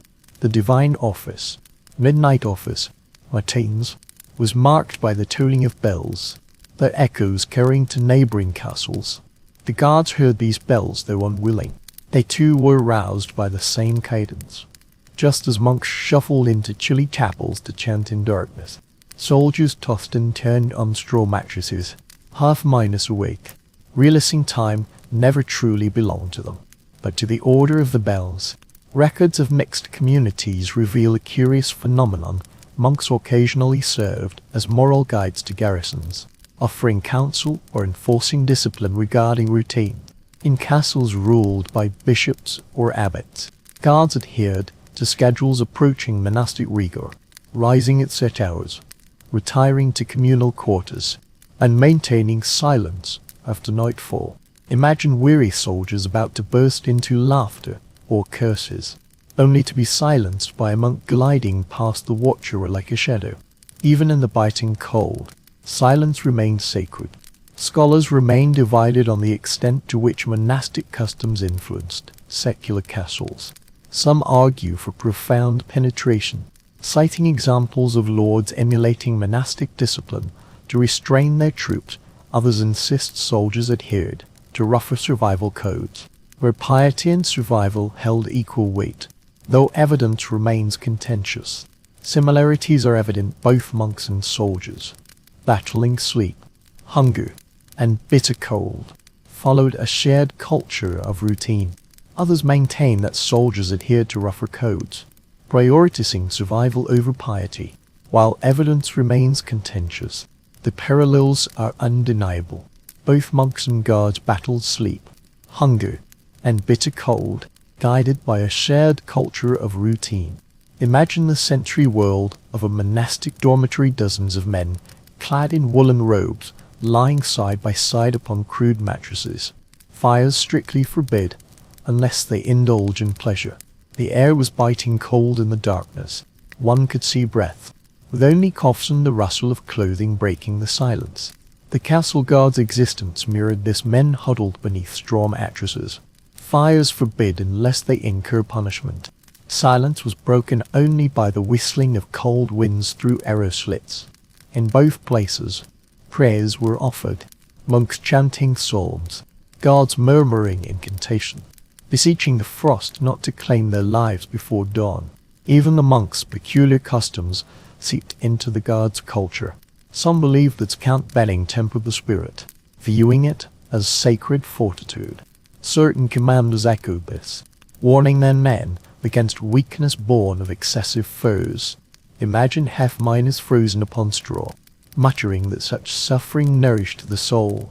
A curious fusion of faith and pragmatism, transforming hardship into virtue. The rhythm of intermittent wakefulness mirrored each other. Monks rising for midnight prayers, guards stirring for their watch. Both experienced fragmented sleep, never whole, perpetually torn by duty. The outcome is identical, men tumbling through dark corridors, heavy with thought, numb in body, pierced by the chill. Soldier and monk alike know this peculiar twilight state. Half-miners sleeping, half-miners praying, half-miners awake, half-miners watching. Sensory details bring this shared experience vividly to life: the sting of bare feet on icy stone, the musty odor of shared bedding, the muffled rumble of a comrade's snore, the flickering flicker of a candle in the draught. Whether in monastery or castle, these particulars bind men in a common entrance. Superstition binds them still tighter. Monks warned of demons prowling the long night. Night watchmen whispered the same caution, though their spectres took the form of frost or enemy spies. Both feared threats creeping in when vigilance faltered. Both believed that harsh routines, though cruel, erected barriers against calamity. Close your eyes now and imagine you lie in the castle sentry's room, the monastery bells beyond the walls ringing softly, their low, mournful tones piercing the long night, reminding you others are still awake. Others huddle in stone minus walled halls. You will wrap your cloak tightly, silently recite prayers learned in childhood, letting the rhythm of the bells carry you forward. In the darkness, the line between soldier and monk grows blurred. Both live by discipline, both toss and turn, both seek warmth in this world of stone. Tonight you are grateful for the rhythm itself. The chime may startle you, the routine may weary you, yet they give form to the endless night. Without them, you would be lost in cold and silence. With them, you can hold your ground step by step, hour by hour, until dawn. When morning light seeps through the arrow slits, the long night finally loosens its grip. The echo of the abbey bells fades. Yet another sound creeps into the sentry's heart, less tangible, yet more unsettling, as the cold wind wails through the arrow slits, and the embers turn to ash. People begin to whisper legends and medieval understanding. Cold was not merely weather, it possessed a life of its own, filled with spirits, demons, or wandering. You've heard comrades whisper of frost sprites slipping through cracks, of drowned souls drifting on winter winds. Superstition, like a mat, wraps warmth and fear in straw or fur. Across Europe, it was widely believed that cold nights drew spirits nearer. Chronicles record villagers barricading doors after dusk, muttering spells at windows to ward off the night air. Yet the sentry bound to his post could flee nowhere. To him, each gust might carry more than chill, perhaps the breath of some lurking watcher. Huddled beneath his cloak, he murmured prayers to ward off the frost, convinced the bone-piercing cold was more than mere weather.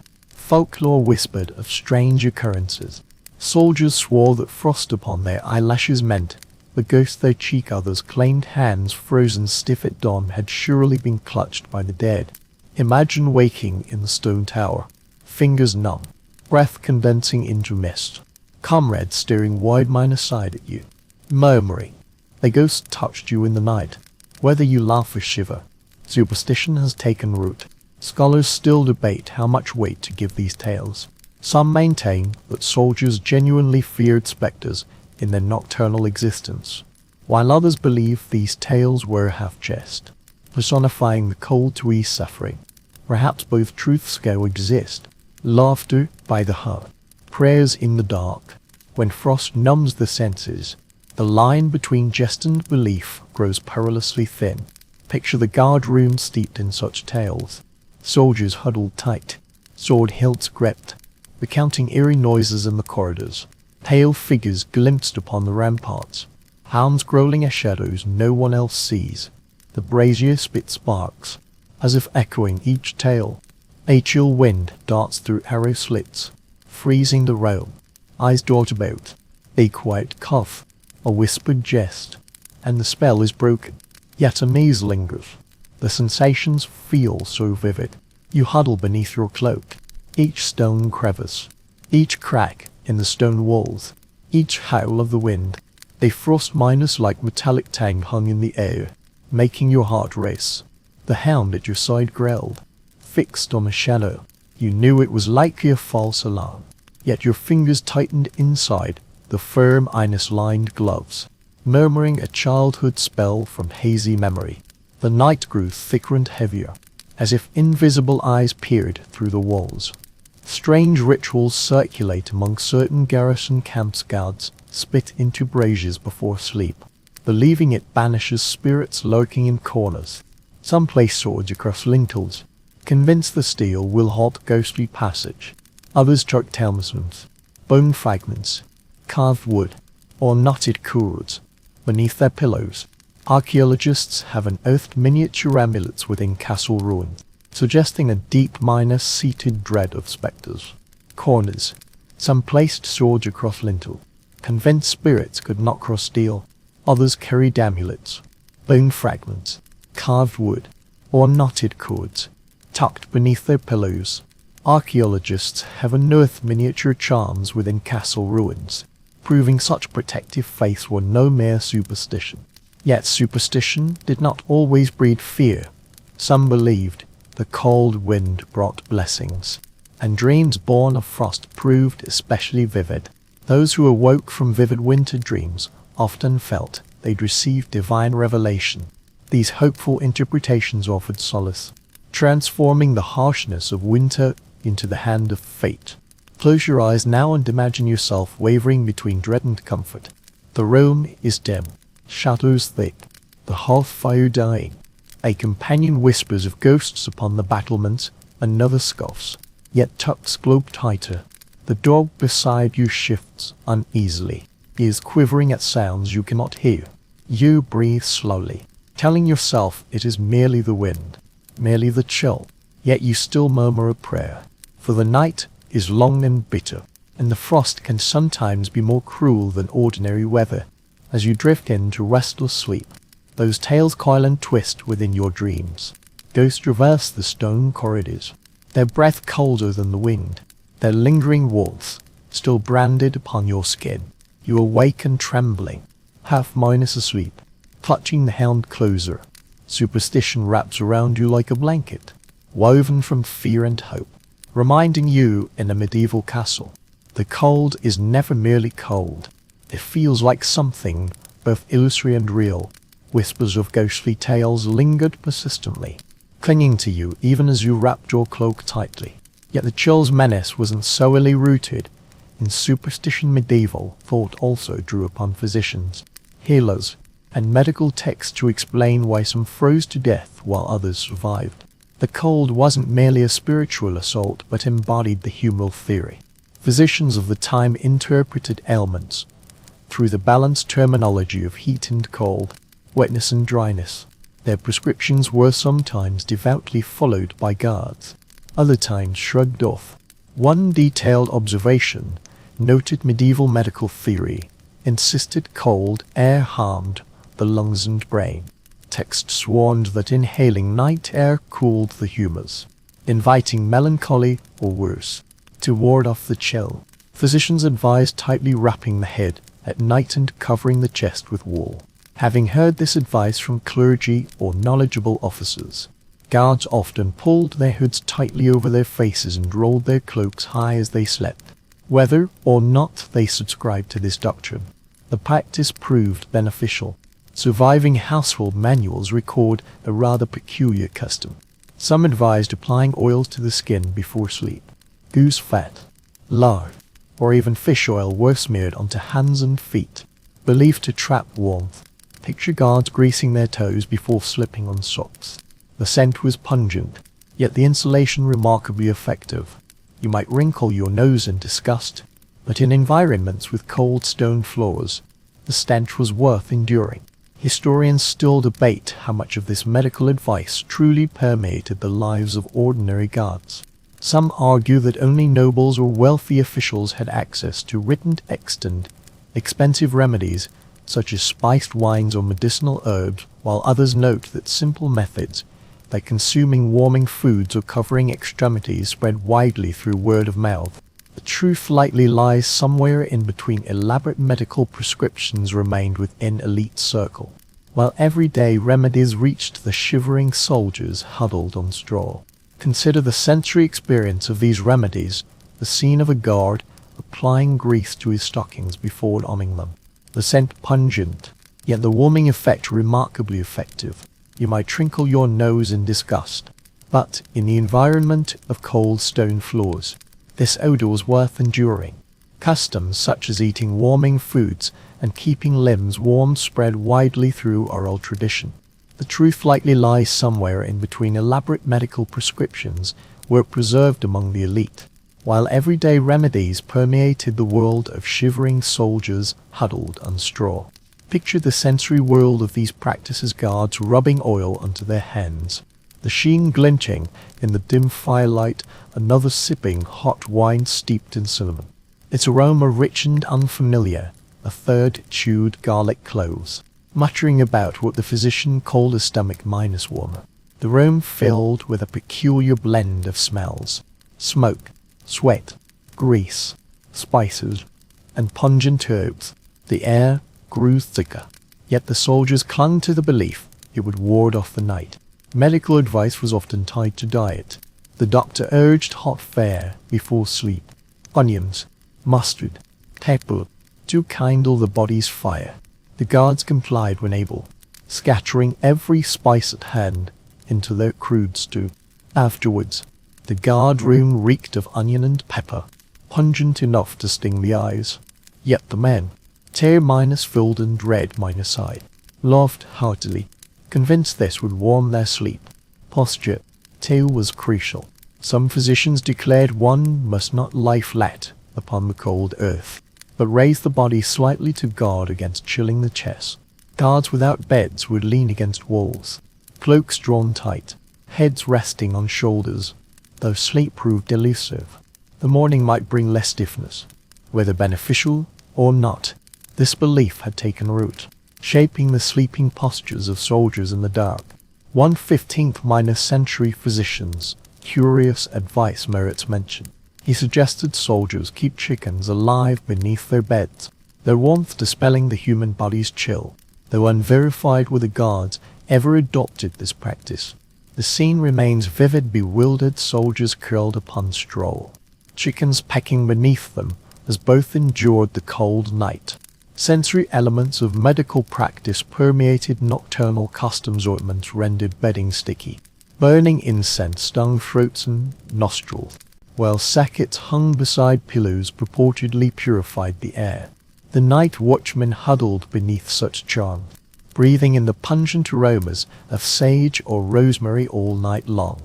Half comfort, half nuisance, yet firmly believing it offered protection. Even water was viewed with suspicion. Doctors cautioned against cold drinks at night, insisting they weaken the stomach fire.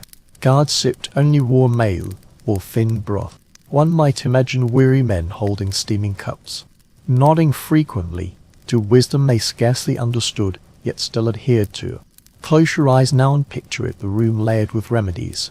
Guards rubbing oil on feet, someone chewing garlic, others tying herbs into bundles hung over beds. The scent assault your senses. The customs are strange, yet the goal remains constant to ward off the cold that medicine calls a humoral imbalance. These rituals grant people a peculiar sense of control. As you curled within your cloak, the admonitions churned and your mind wrapped your head tightly. Eat more onions. Apply oils. Sip hot drinks. You chuckled softly, yet complied. Any promise of warmth was worth the effort. As your eyelids grow heavy, the lingering warmth of oil in your palms and the persistent spice in your throat carry you into the uneasy slumber promised by medieval medicine. Safer, warmer than being utterly defenseless. The bizarre remedies follow you. The pungent stench of garlic, the greasy feel of oil on skin. Yet as you burrow deeper into the straw, another thought surfaces. Not every guard faces the night alike. Social standing shapes warmth, no less than wool or bonfire. Noble bodyguards might sleep soundly, while common sentries freeze stiff in the same room. Mere paces away, medieval cold, like all things, was unevenly distributed. Household accounts bear witness lords oft unfashioned warmth with wool or bonfires, while chill clung like a shadow. They slept soundly in comfort, while common sentries froze stiff in the same room. Mere paces away, cold, like so many things in the Middle Ages, spread unevenly. Household records unequivocally show lords frequently provided their personal guards with superior bedding and clothing. These royal or noble guards sometimes slept upon raised wooden beds, upon feather-stuffed mattresses, covered with fur-lined blankets. Their cloaks were trimmed with mink or sable, their stockings woven denser, their boots sturdier. Though these luxuries could not ward off the bitter cold, they lessened its bite. While such gear could not shield against the harsh winter, it mitigated its impact. Ordinary guards, however, had to make do with flat-straw mattresses and tattered cloaks, patched beyond recognition and thin as a cicada's wing. Several chronicles record a curious phenomenon. Nobles would occasionally bestow their discarded garments upon the guards, not out of pity, but practicality. A cloak too tattered for a lord might still save a soldier's life. Imagine a guard wrapped in that velvet cloak once resplendent, now faded yet still warm, its worn edges offering comfort and change. Soldiers boasted of this garment not for its splendor, but because it kept them warmer than any garment they had ever owned. Experts remain divided on the exact magnitude of this difference. Some historians note that elite guards enjoyed near-minus masterly privileges, particularly within the palace. Others caution that even noble guards endured cold towers and draughty sentry posts, their luxury scarcely surpassing that of common soldiers. The truth likely varied by location. Guards in the king's bedchamber at Paris probably slept more soundly than local lords. The comfort afforded to the royal guard in Paris far surpassed that of sentinels in remote frontier castles. Consider this sensory divide in one corner of the hall. A noble guard wrapped in thick, plush furs, soft and thick, faintly musky, stretched out upon a raised bester. Consider this sensory as I'm at one end of the chamber. A noble guard wrapped in thick, plush furs, the pelts thick and soft, faintly musky. He stretches upon a raised bed, the mattress cradling his frame. His cloak is softly lined, his boots sturdy and durable, his hood snug and warm. Yet, on the other side of the room, an ordinary sentry curled up on bare straw, his cloak threadbare, his socks patched with scraps of cloth, his toes curled in painful numbness from the cold, while the nobleman's guard sighed in relative warmth.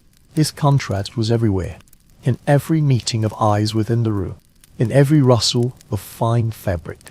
Yet despite the disparity, the bond of service forged a singular moment. The nobleman might command his personal guard to share the warm quarters. This disparity was inescapable, evident in every glance across the room, every rustle of fine linen. Yet within this disparity, extraordinary moments emerged. A noble might permit his personal guard to share his warm chamber, while the rest of the garrison huddled elsewhere. But in times of peril, siege, raid, bitter winter, boundaries blurred, and even the king's own men stood shoulder to shoulder with common soldiers, sharing the maigre warmth. When despair reached its zenith, the cold became the great Wellesser. A curious account from 14th century England records a royal guard complaining not of numbing cold, but of waking drenched in sweat beneath mattresses piled high with furs. His half-frozen comrades muttered curses. This served as a stark reminder within spaces built of stone and steel. Excessive comfort borders on unnatural. Such disparities carried symbolic weight. A heavy burden. Sleeping warm was a manifestation of privilege, signifying power even in repose, while shivering served as a constant reminder of one's station. The guards understood this hierarchy. Some accepted it as natural. Others murmured complaints in the darkness. Yet whether curled in feather beds or huddled on straw mattresses, all heard the same biting wind howling through the cracks. All feared the frost gnawing at their limbs. Close your eyes now and imagine yourself as both first the favored guard, wrapped in furs, his straw mattress raised high above the cold earth, drifting into deep sleep as the firelight flickers than the ordinary sentry, huddled in a thin cloak, straw poking through the fabric, chattering teeth, shattering his dreams. Both shared the same room, yet endured nights of starkly different cold. But dawn would come, and when the fire danced beside them, each would find equal warmth. Sleep soundly, the hearth fired dancing beside you, then the ordinary sentry, pulling his thin cloak tighter, straw poking through the fabric, chattering teeth, shattering dreams. Both share the same room, yet endure nights as different as heaven and earth. But dawn will treat them equally still, the bugle sounding, the sentry changing, the chill pressing in once more. Privilege may soften the night, yet never dispel it wholly. Within medieval keeps, even the most favored sentinel awoke to see their breath, reminded that stone walls care not for rank. So you wrapped yourself in scant cloth, sinking back into restless slumber, grateful for any faint wall, yet resentful of its absence, for survival itself was the sole privilege the cold bestowed. The contrast between rich and poor guards lingered in your mind, but thoughts soon drifted to those outside the garrison, travelers, merchants, messengers, and wandering pilgrims who often strayed into the castle as night fell. Unlike veterans skilled in the art of enduring the cold, these wayfarers frequently had to improvise, watched over by guards who themselves huddled for warmth in the biting wind.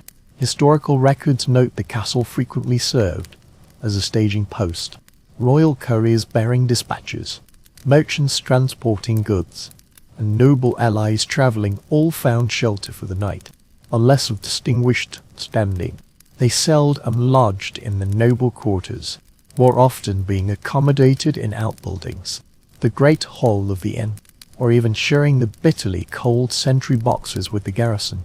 Bedding provisions depended on space and circumstances, with warmth far from guaranteed. Travellers' accounts reveal peculiar scenes. Many brought their own bedding. Merchants might unroll woolen blankets from their saddlebags. Pilgrims spread dust-laden cloak. They swiftly grasped that castle hospitality offered no comfort. Consider the weary horseman's arrival. Many brought their own bedding. Merchants might unroll woolen blankets from their saddlebags. Pilgrims spread dust-laden cloaks. They soon realized comfort was not to be expected from the castle's hospitality.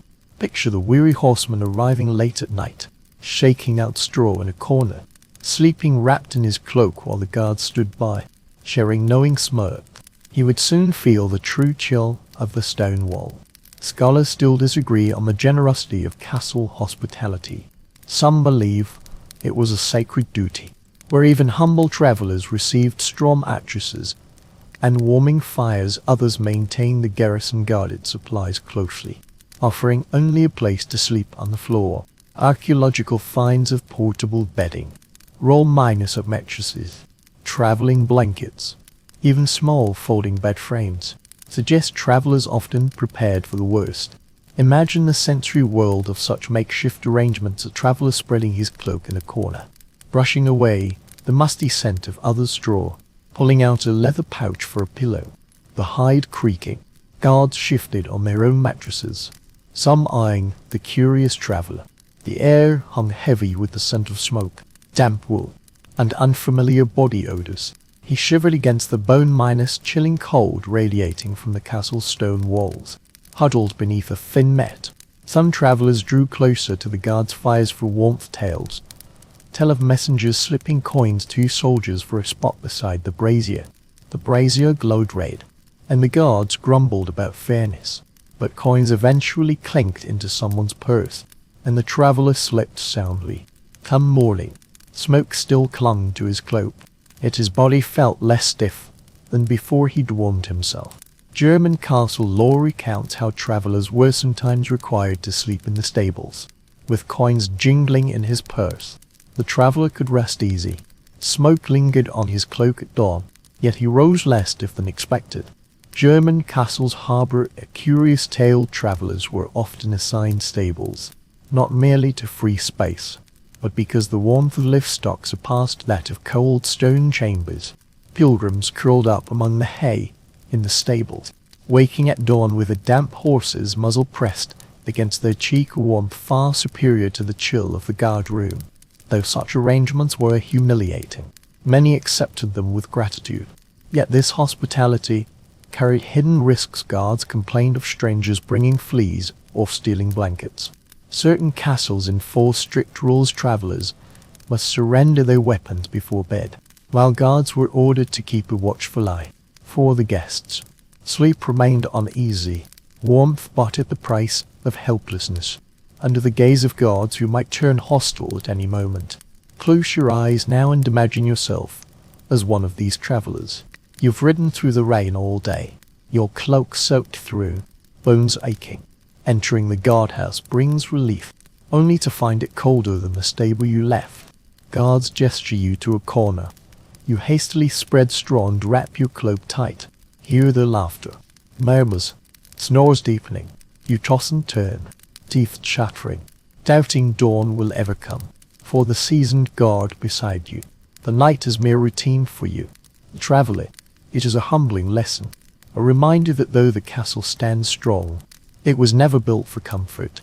Yet ultimately, you share the same goal: to avoid freezing stiff before daybreak.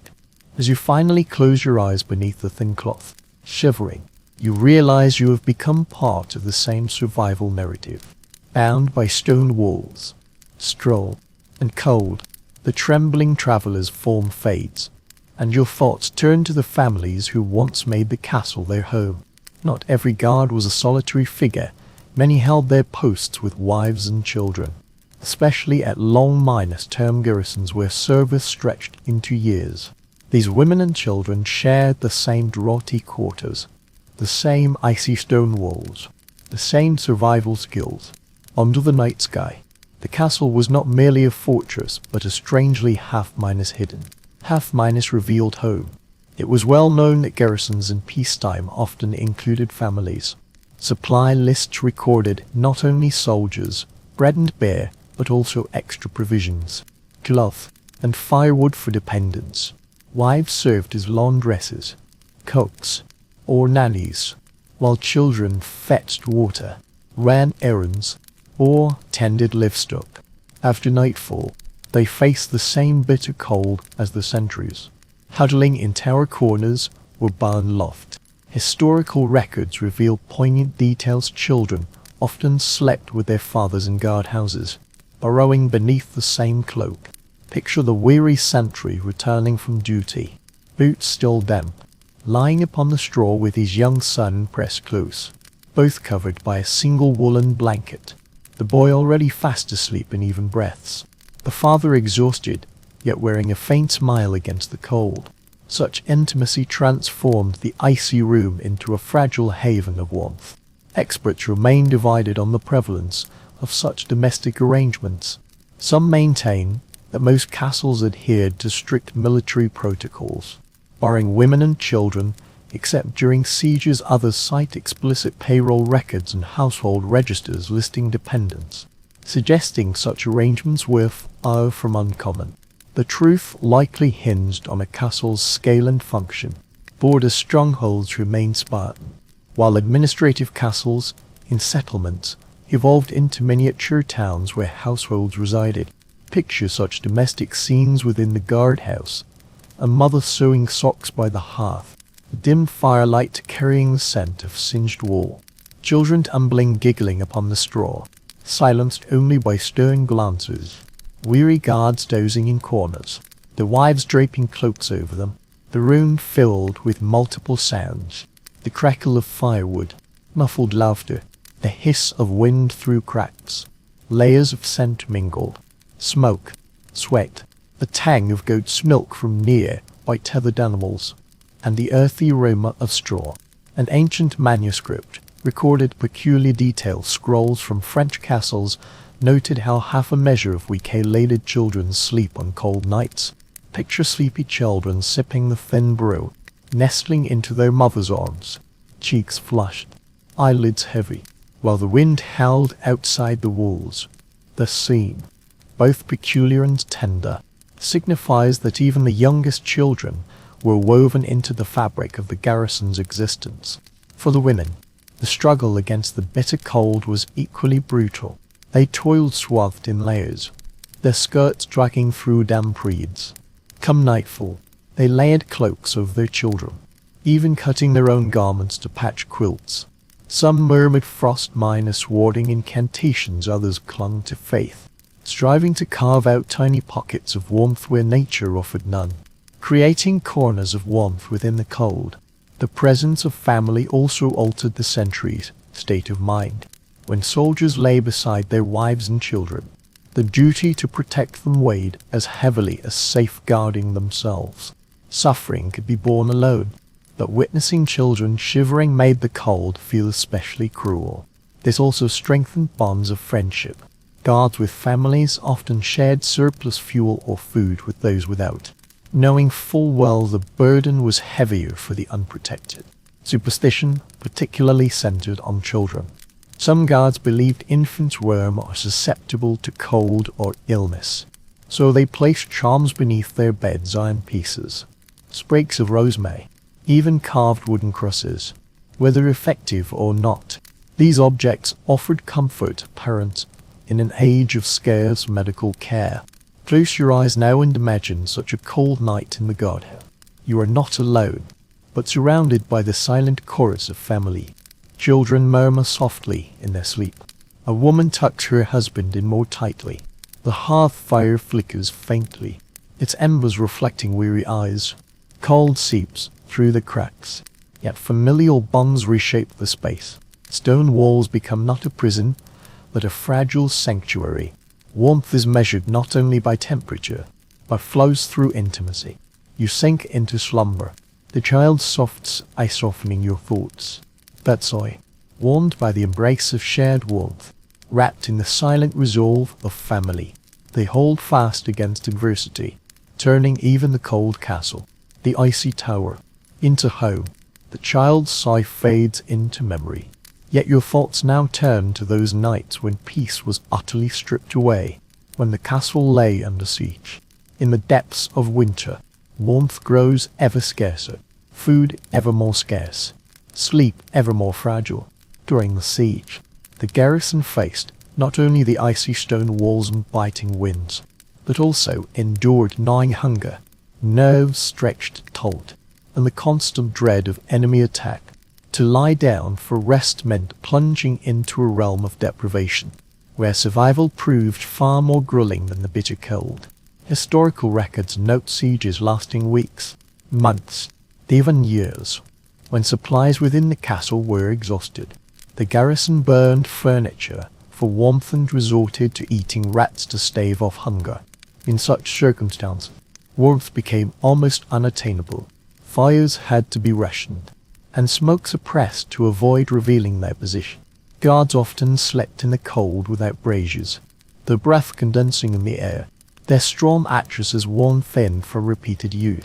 When hunger gnawed at their insides, the chill became suffocating. Starvation stripped the body of warmth as the wind stripped the skin. Yet siege chronicles note a curious phenomenon. Soldiers frequently slept clad in their armor. This practice stemmed not only from the need for constant readiness, but also because the heavy, rigid steel armor unexpectedly trapped body heat, especially when lined with soft padding. Picture this scene: a soldier collapsing after a long night's watch, helmet removed, yet chainmail and padded armor still clinging to his form. A desperate compromise emerged between oppressive weight and enveloping warmth, a precarious balance between security and slumber. Scholars still debate whether armor served as practical bedding. Some argue exhaustion bred carelessness, compelling wearers to sleep in rigid armor. Others speculate commanders expressly forbade it, fearing sweat would cause rust and shorten equipment lifespan. Yet siege records repeatedly describe fully armored soldiers sleeping soundly, seemingly unwilling to risk exposure or attack. Imagine the sentry scene within a besieged watcher with the hearth fire extinguished, smoke blackening the ceiling, the air thick with the stench of sweat, hunger, and damp hay. A sentry huddles, shivering, his thin cloak worn thin against an empty stomach. Nearby, another gnaws at a crust of hard bread, the sound jarring in the silence. Outside the walls, the dull thud of enemy chisels echoes as sappers dig beneath the earth. Each sound sharpens the chill. Each pang of hunger deepens the cold. You pull your cloak tighter, yet it cannot fill the hollow in your stomach. The weight of despair is suffocating. In siege times, soldiers cease to believe warmth can endure. Straw arts from damp, blankets crawl with moth-eaten holes. Rations are nearly gone.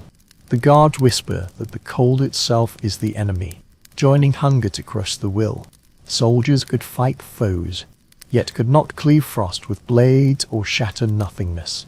Desperation bred strange customs. Some garrisons rationed not just food but sleep itself, forcing shorter, harsher shifts to keep more men alert against assault.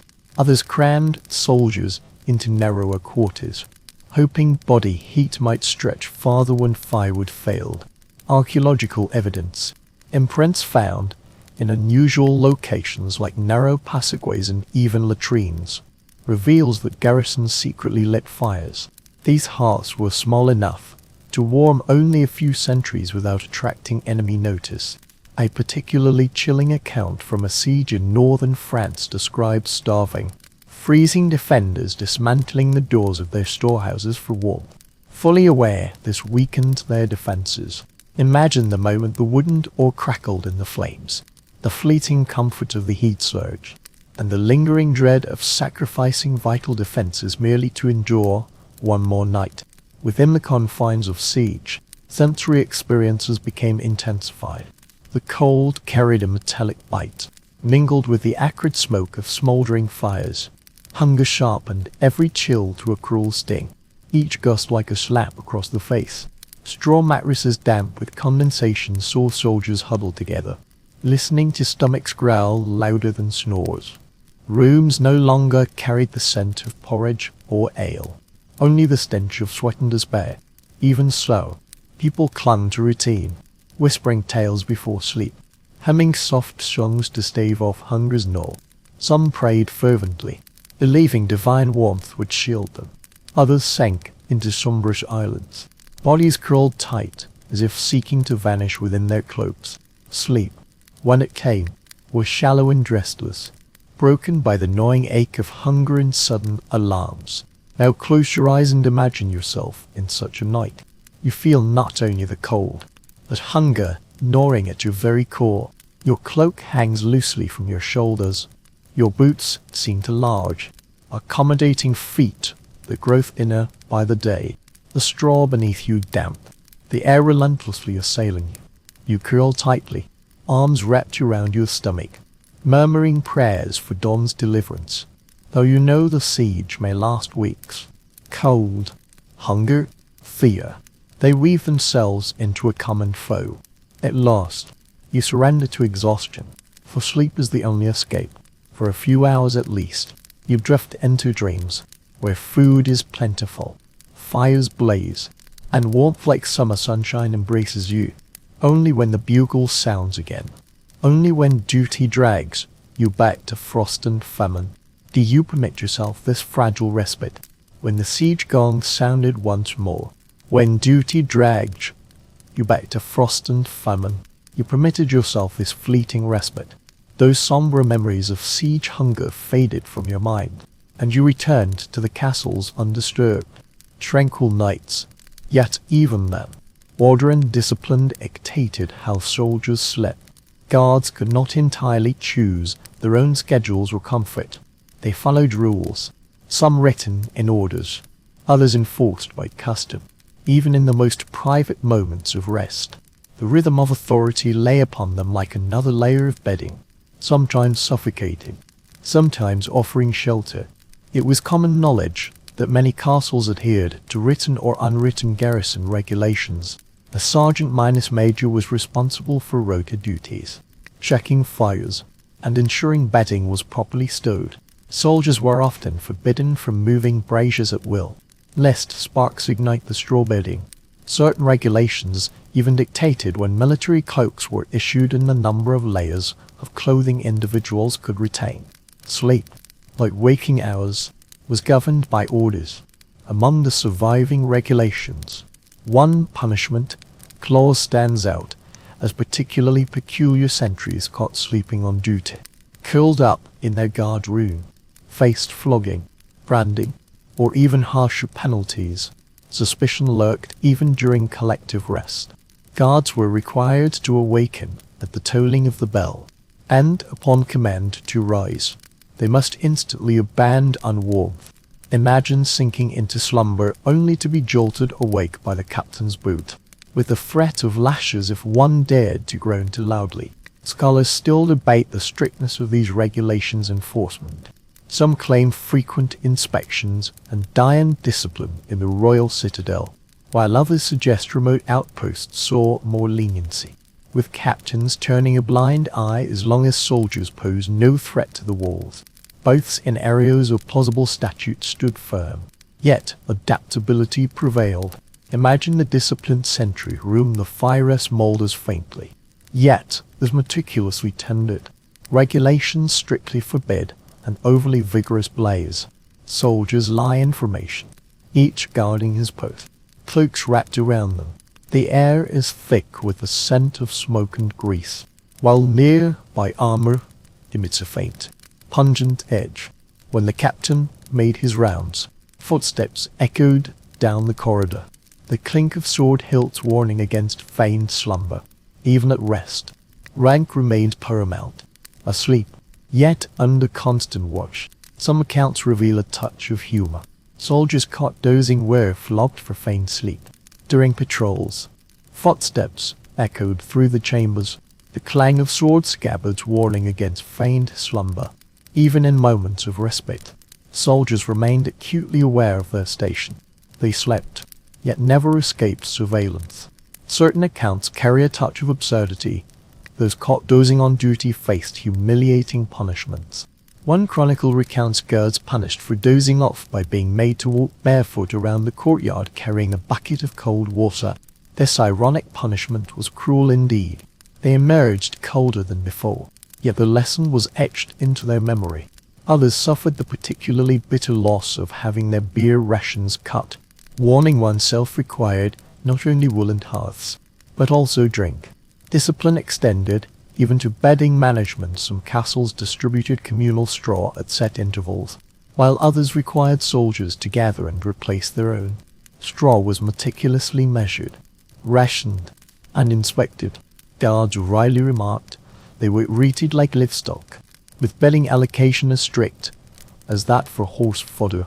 Yet they obeyed orders, knowing negligence would invite worse consequences. Infestations, damp, and rampant disease. The spiritual dimension of discipline proved equally vital though tedious. The rules fostered predictability. Guards might grumble at being roused for duty, yet trusted their shift would end with a replacement.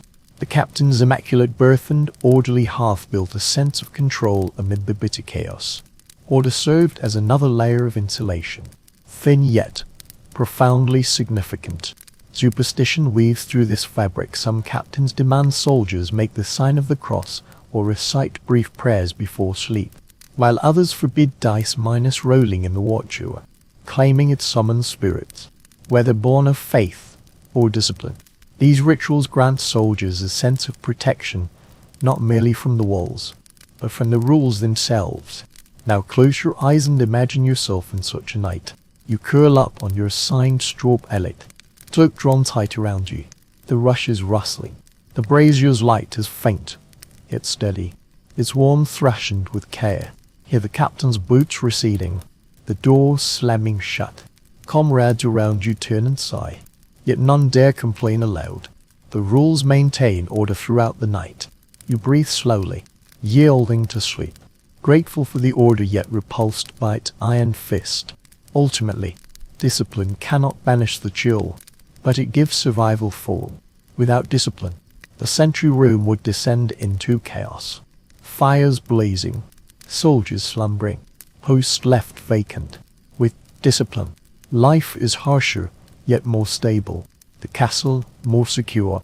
Thus, as you sink beneath the weight of rules and the cloak's embrace, you realize that even sleep is a ritual of obedience within a medieval castle.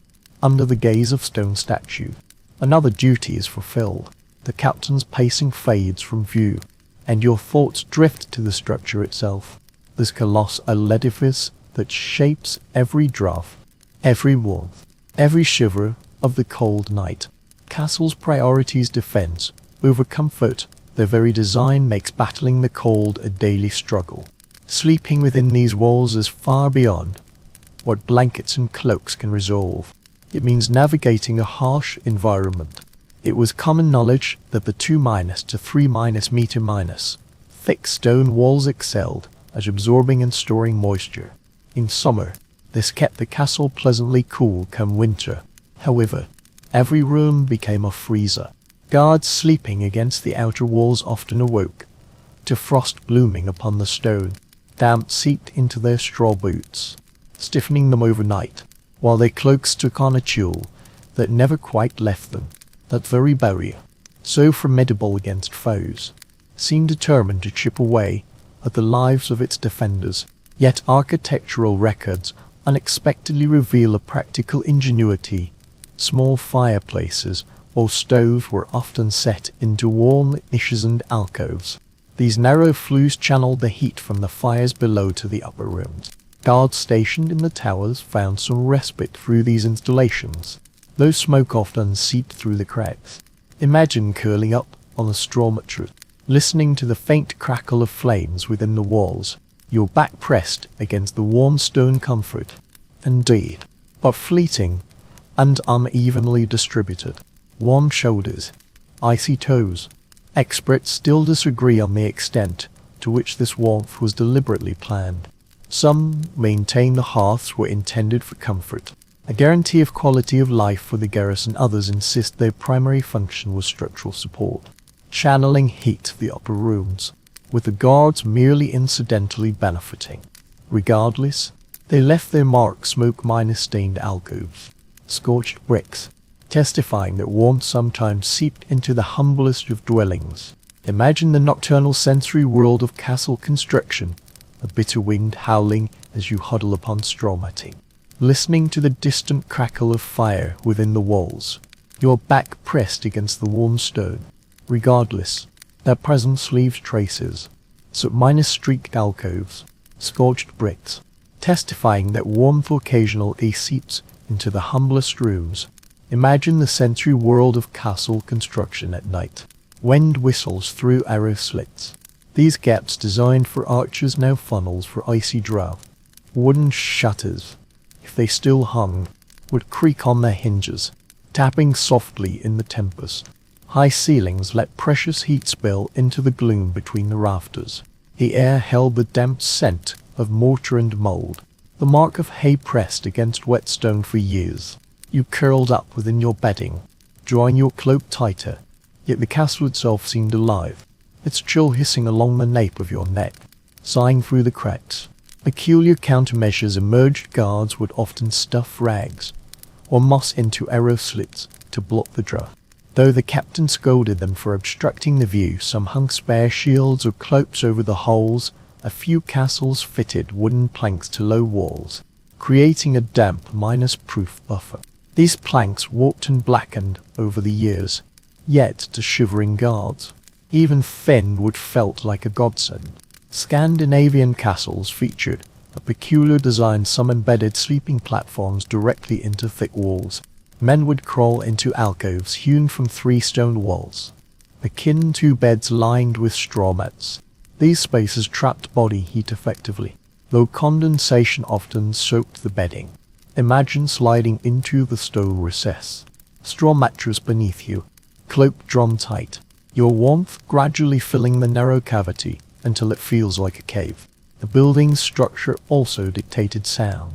Thick walls blocked external noise, making the sentry room feel isolated from the world, yet amplified the echoes of internal footsteps, coughs, and snores.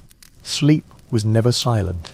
One might toss and turn, hearing raindrops on the leaky roof reverberate like war drums. The stone itself conducted sound in uncanny ways, often convincing one of whispers from nowhere, breeding both jest and ghostly fears. The psychological effect of space mattered equally. Vast halls were chilling, multiplying the cold.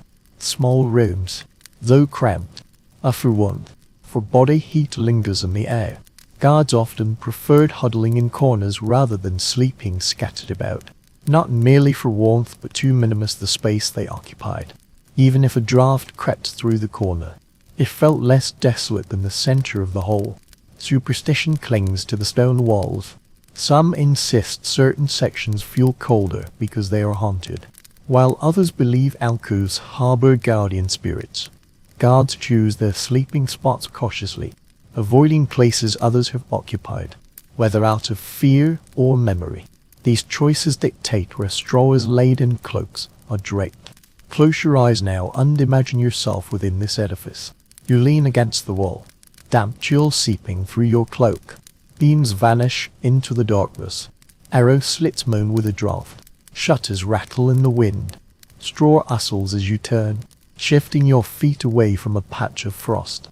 The stone walls encircling you are both fortress and foe. They shield you from external threats. Yet you sigh, content to curl once more within this bastion. They guard but never warm.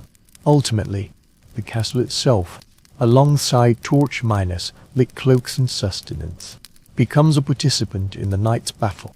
The guardian does not conquer the stone walls, but learns to survive by their rules, making alcoves, window frames, and recesses allies when possible, cursing them when not. So you sink back into slumber, dreams echoing with the sigh of wind through arrow slits, the rumble of shifting stones in the cold night, the breath bestowed by the builders. Defense, not embrace. The stone walls, chill seeps into dream. When you startle awake again, it is not the ramparts or braziers that come to mind, but people, those comrades who shared every bitter night with you. No one sleeps alone in garrison, unless punished or cursed a single watch. Warmth, like laughter, must be shared. The sentry box is not merely a shelter for straw and cloak, but a crucible forging camaraderie, tempered within the fires of shared hardship. It was common knowledge in garrison life. Soldiers huddled together to sleep. The reason was practical. Body heat multiplied when shared. The warmth radiating from a row of sentries shoulder to shoulder surpassed any cloak. One writer likened them to sardines in a barrel, where one man's turn in bed startled another. Yet the footnote carries warmth. Soldiers devised little rituals to ease this intimacy. Some muttered jokes before lying down. "Don't steal my warmth, you thief," while others cursed aloud as they shifted their boots. Imagine this room, filled with groans, laughter, and curses. until finally, when the soldiers formed a human wall against the bitter cold, only deep, drawn miners outside remained. Don't steal my warmth, you thief. Another cursed aloud, shoving a boot away from his face. Picture this room filled with groans, laughter, and curses, culminating in the heavy sigh of men forming a human wall against the bitter cold. Scholars still debate whether this was driven by sheer survival or by camaraderie. Some maintain it was purely a utilitarian survival technique. Devoid of deeper meaning, others cite the bonds chronicled in annals: loyalty, shared laughter, the grief at comrades' deaths, to argue that the intimacy of night forged the loyalty of day. The intimacy of night forged the loyalty of day. Perhaps both were true.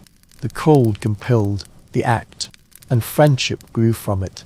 Imagine the sentry world of a cramped sentry box, straw rustling beneath a dozen bodies, the air thick with the musk of woolen sweat. Someone snores thunderously beside you. Another tosses and turns behind, pressing closer. Heat builds slowly and unevenly. One side warm, the other still exposed to the chill. The room was thick with odors, damp cloth, and faint tobacco smoke.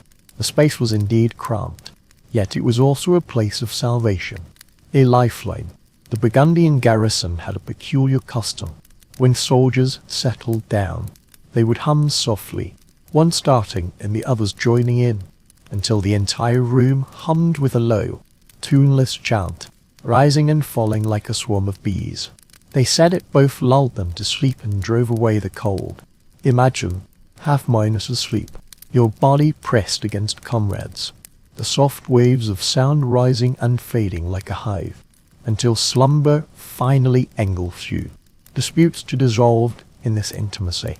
Soldiers who quarreled ceaselessly by day often lay shoulder to shoulder at night, the cold forcing a truce. The sentinels often say stone walls turn foes into friends before midnight. Warmth becomes the mediator, even sworn enemies reconciling through reluctant cooperation. Officers who quarreled by day lie shoulder to shoulder when night falls, the chill compelling a truce. A saying circulates among the guards: stone walls breed enmity, cold nights forge friendship. Warmth became the mediator, even compelling sworn enemies to find common ground in reluctant cooperation. Yet intimacy harbored peril. Lice spread swiftly in crowded quarters, a single cough becoming a collective affliction. Plague. Guards joked about borrowing fleas from neighbors, yet outbreaks were no laughing matter. Even so, few chose isolation. Those who slept alone in cold corners for pride often paid with sleepslings, while companions endured ditching for warmth. The spiritual bond of comradeship was profound. Sleeping surrounded by peers was proof of sanctuary. You knew well that even in deep slumber, those beside you might wake to a sound, gently shake you awake, or share an extra cloak draped over you. The cold was relentless, yet unity made it bearable. Now close your eyes and picture yourself in that room. You lie between two comrades, one snoring thunderously, the other murmuring in dreams. Shoulders touch, legs pressed together, warmth pooling where flesh meets flesh. You wrinkle your nose at the odor, mutter against the snoring, yet your muscles gradually relax. The wind still seeps through arrow slits, but the human wall around you blocks most of its assault. You drift off with those beside you, lulled by the rhythm, comforted by the knowledge that you are not alone. Ultimately, comradeship is the strongest castle, the warmest blanket. The storm may rot, the fired eye, the cloak tear, but the presence of your fellow soldiers remains constant. Together you weathered the long night. As your eyes closed once more, you drifted into dreams. Warmth not from willow flame, but from shared breath-and-born burdens.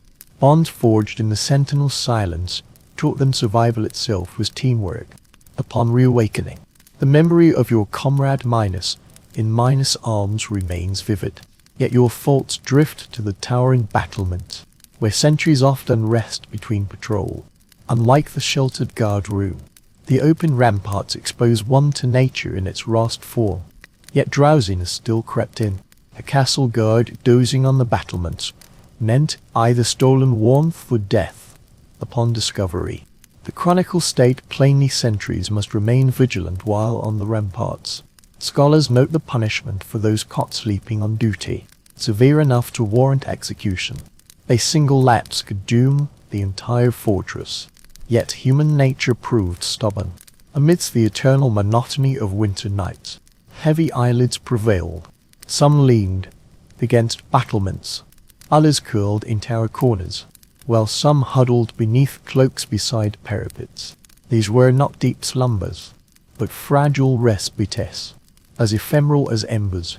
Scattered records reveal a peculiar sight: sentries harnessing the residual warmth of the stone walls themselves to ease their vigilance. Though the walls radiate chill as night falls, by day they absorb sunlight at dusk. A sentry might lean against a sun-warmed stone wall, stealing a moment's warmth before darkness descends, pressing one's shoulder against the rough stone wall, still faintly warm in the cold night, to doze briefly before the chill wind reclaimed the warmth. Scholars debate how widespread this practice of wall-resting truly was. Some say that when darkness fell, the guards would press their shoulders against the rough stone wall, still faintly warm, to steal a moment's warmth. As dusk fell, imagine pressing your shoulders against the rough stone, still faintly warm amidst the chill, to rest briefly before the cold wind returned. Scholars debate how common such sea arena elatians was. Some claim it was a rare, dangerous luxury, tolerated only in quiet sectors. Others maintain that with occasional vigilance, such rest was necessary, even tacitly permitted. Smoke stains discovered by archaeologists in tower alcoves suggest that sentinels would sometimes conceal small fires or oil lamps within the battlement recesses. Archaeological studies of these soot marks reveal that guards often hid small fires or lamps during patrol breaks, using the faint glow to rest briefly in the shadowy corners. Imagine the sensory details of such night watch gales howling across the ramparts, tugging at your cloak, its hem crackling against your legs, snow piled over the battlements, crunching beneath your boots, huddled in a corner, knees drawn tightly to your chest, your cloak draped over your head like a tent. Breath condenses into mist beneath the fabric, gently warming your face. The stone beneath you is icy, the wind relentless, yet weariness pulls at your eyelids. You allow them to close for a moment, knowing the danger yet unable to resist. A peculiar relic survives in 15th century English castles. Sentinels would stuff straw into the gaps of their helmets as makeshift pillows, resting half seated, half reclined. They jested, they slept like owls, heads bowed, eyes sunken. The scene was both comical and poignant, men feigning vigilance, clutching at the last remnants of rest, when standing watch alone upon the ramparts.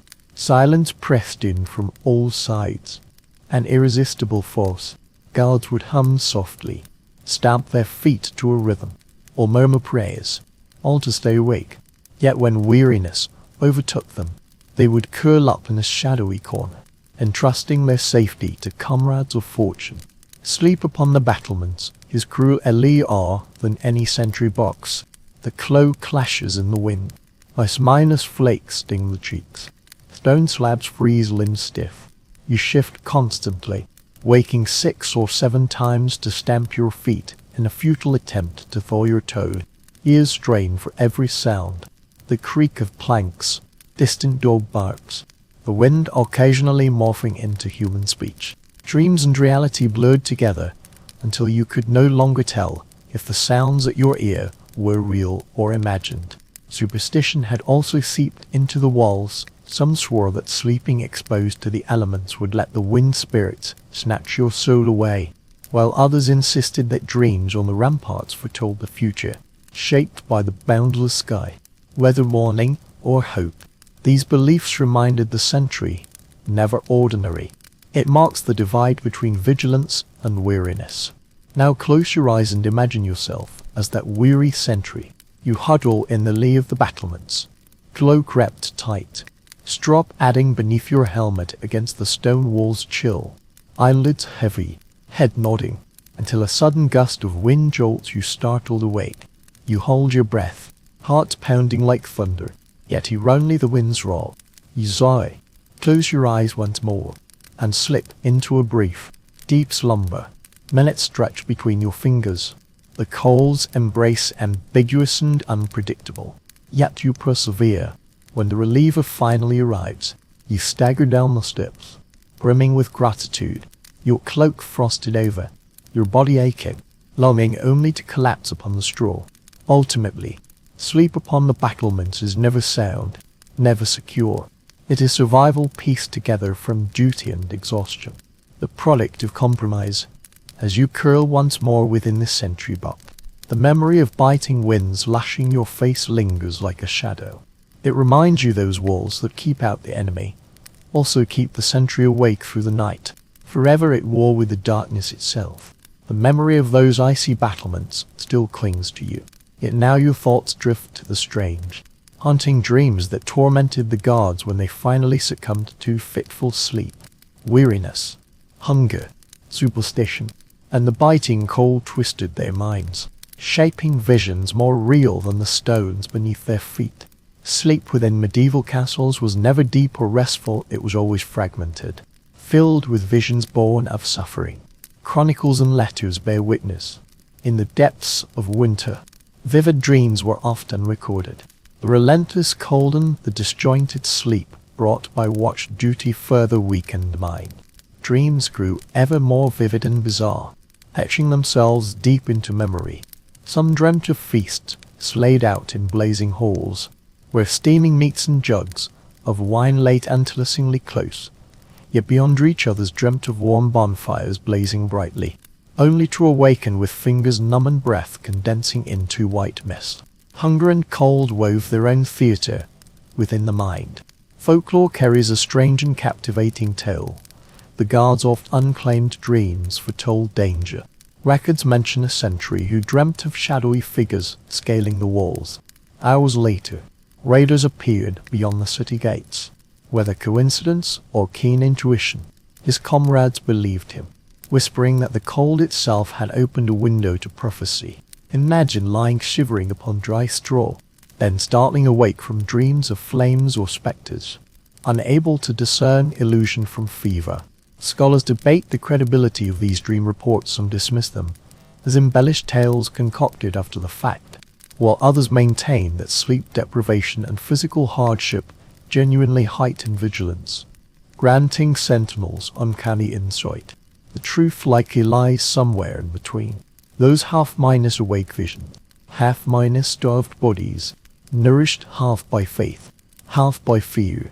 Imagine such sensory experiences. In slumber you curl beneath your cloak, straw piercing the fabric, your stomach crumbling, toes throbbing with cold, until at last you drift into dreams. The illusion strikes suddenly. You stand in a hall where light and shadow intertwine, warmth seeping into your skin, laughter echoing around you. You reach for food, to pour a cup of wine, yet the illusion flickers. In an instant, the whole collapses. Stonework turns to frost. Laughter becomes howling wind. You jolt awake, body trembling, only to realize the dream was but the soul's desperate clinging to solace. A 14th-century manuscript recounts a curious tale. A sentry claimed Saint Martin had draped a cloak over him in a dream. Come dawn, he found himself warmer than his comrades, insisting it was no mere coincidence. Such stories swiftly spread through the bag, fueling hopes that the saint might offer raid through the long, cold nights. Dreams also mirrored the intimacy of the guardroom.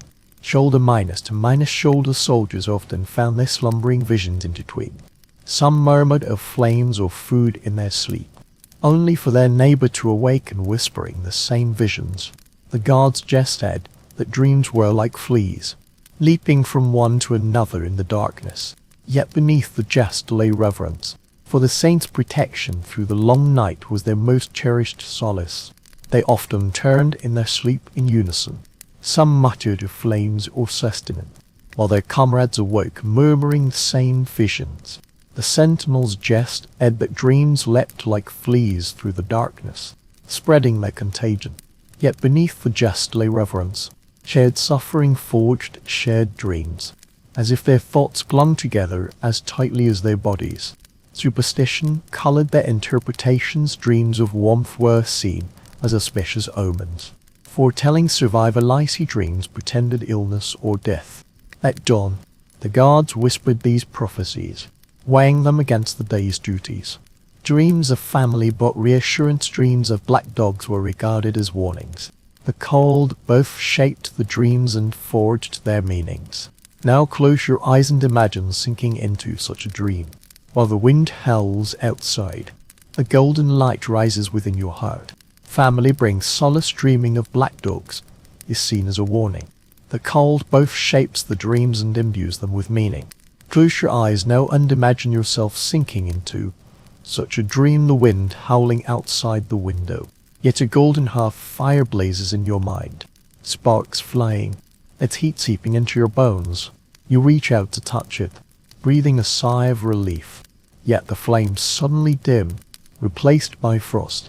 It urges across the floor, climbs the walls, and extends its tentacles towards your skin. You awaken with your heart pounding like a drum, your cloak drawn tightly around you. Others toss and turn, murmuring, their faces pale in the dim firelight. The chill left by the dream lingers. For the night's watch, dreams are no mere phantoms. They are the extension of cold, the echo of hunger, the reflection of fear, and sometimes the only escape. Those who dream of warmth carry that memory into the next watch, a fragile shield against despair. In this world of stone and frost, seemingly impenetrable, dreams offer fleeting illusions of light. And so you drift once more. Half mine is comforted, half mine is haunted. The castle of exhaustion breathes around you. The chill whispers in your drowsiness, cold becoming a spectre that haunts your wandering heart. Strange, vivid dreams, like bonfires, dry grass, and cloaks, are part of the night, yet they help you endure until dawn. The strange dreamscape, woven of flame and frost, gradually fades, and now you stand at the edge of night, the line between sleep and survival blurred, the boundary between memory and reality smudged. Amidst the straw, the hides, the bonfires, the camaraderie of battle, the superstitions, you perceive the thread that binds them all. Those men forced to dwell within stone fortresses possess resilience beyond the ordinary. These strongholds never intended comfort. Medieval castles could withstand minor storms and sieges, yet they offered no defense against the relentless cold. Night after night, the guards forged warmth with their own hands.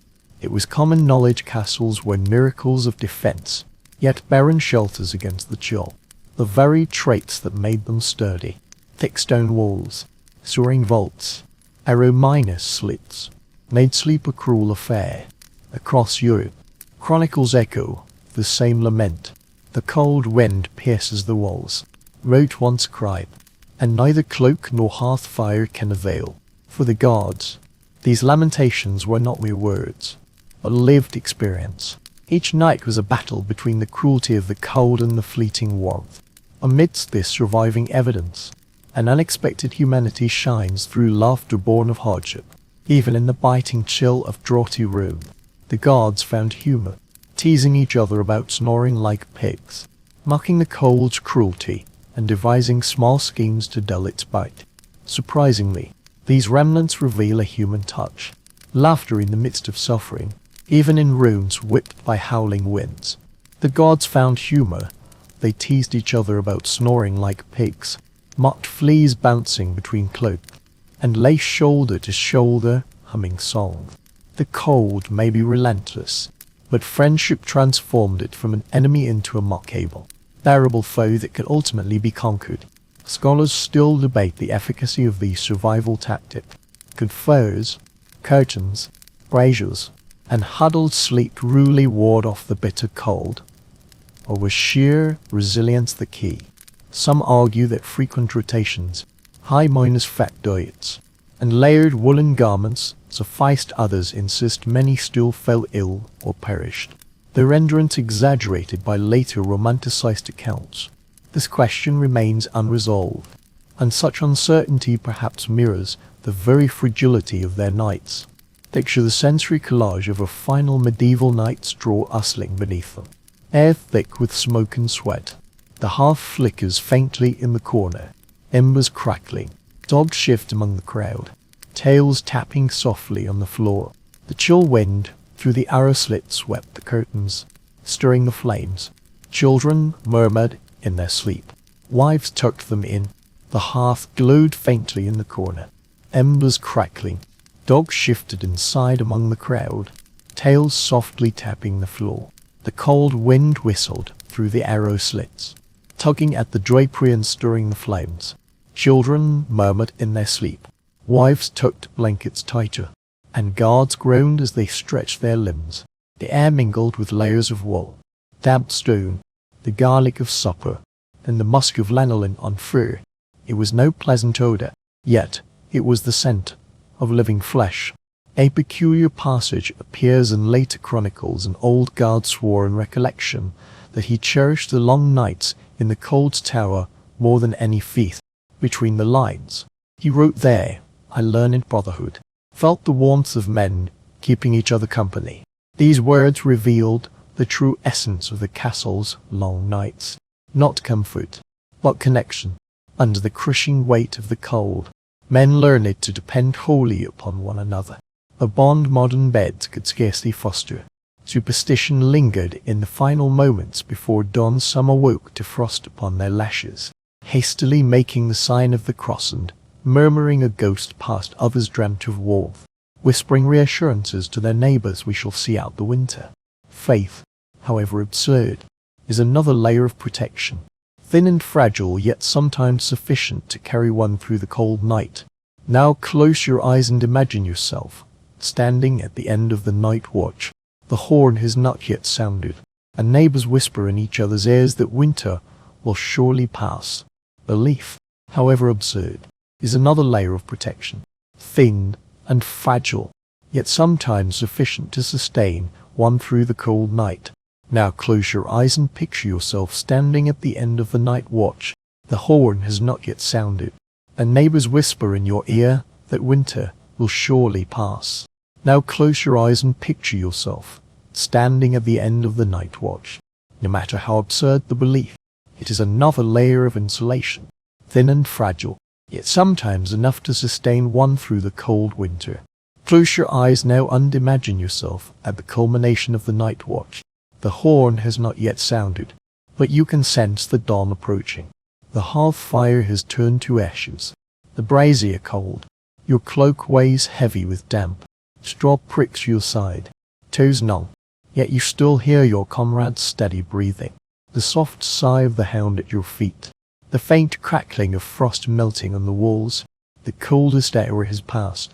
First light seeps through the cracks, grey and faint, yet light nonetheless, rubbing sleep from your eyes. You rise, your breath still forming mist, yet the promise of daylight warms you more than your cloak. The captain will soon sound the call, the daily rounds will resume, and the castle will stir to life once more. But, in this fragile moment, you have endured another night without freezing stiff. Thus, the long journey through the frozen chambers finally draws to a gentle close. You have marched alongside the sentries, watched them huddle beneath their cloaks, curled beneath furs, sharing warmth with comrades and hounds, murmuring prayers to ward off the chill, dozing uneasily upon the battlements. You have felt the damp cold of the stone walls, heard the wind sigh through arrow slits, smelt the mingled scent of straw smoke and wool. These nights were harsh and unforgiving, yet sustained by countless small acts of survival. As the tale slowed, let your breath settle too. Inhale gently, as though drawing in the warmth of the brazier. Exhale as if releasing the long minus-held chill of the stone chamber. The centuries of your imagination have long since departed. Their night ended when their watch concluded. Only the echo of resilience remains, reminding us that even in the harshest places, People find ways to weather the storm together. The flickering of the flames grows fainter, the rustle of straw quieter, the clatter of boots, the jingle of bells, the distant wail of the horn fade away. Only the steady rhythm of breath remains, the warm weight of blankets. However long the night, dawn will come. Allow yourself to sink deeper, as if wrapped in a thick fur cloak, as if sinking into a straw bed warmed by comrade's body heat. The imagined stone walls blurred, dissolving into soft shadows. You were safe. You were warm as spring. You were ready for rest. Sleep well. Dream lightly. May your night be gentler than those endured by the guards who once stood watch in the cold towers.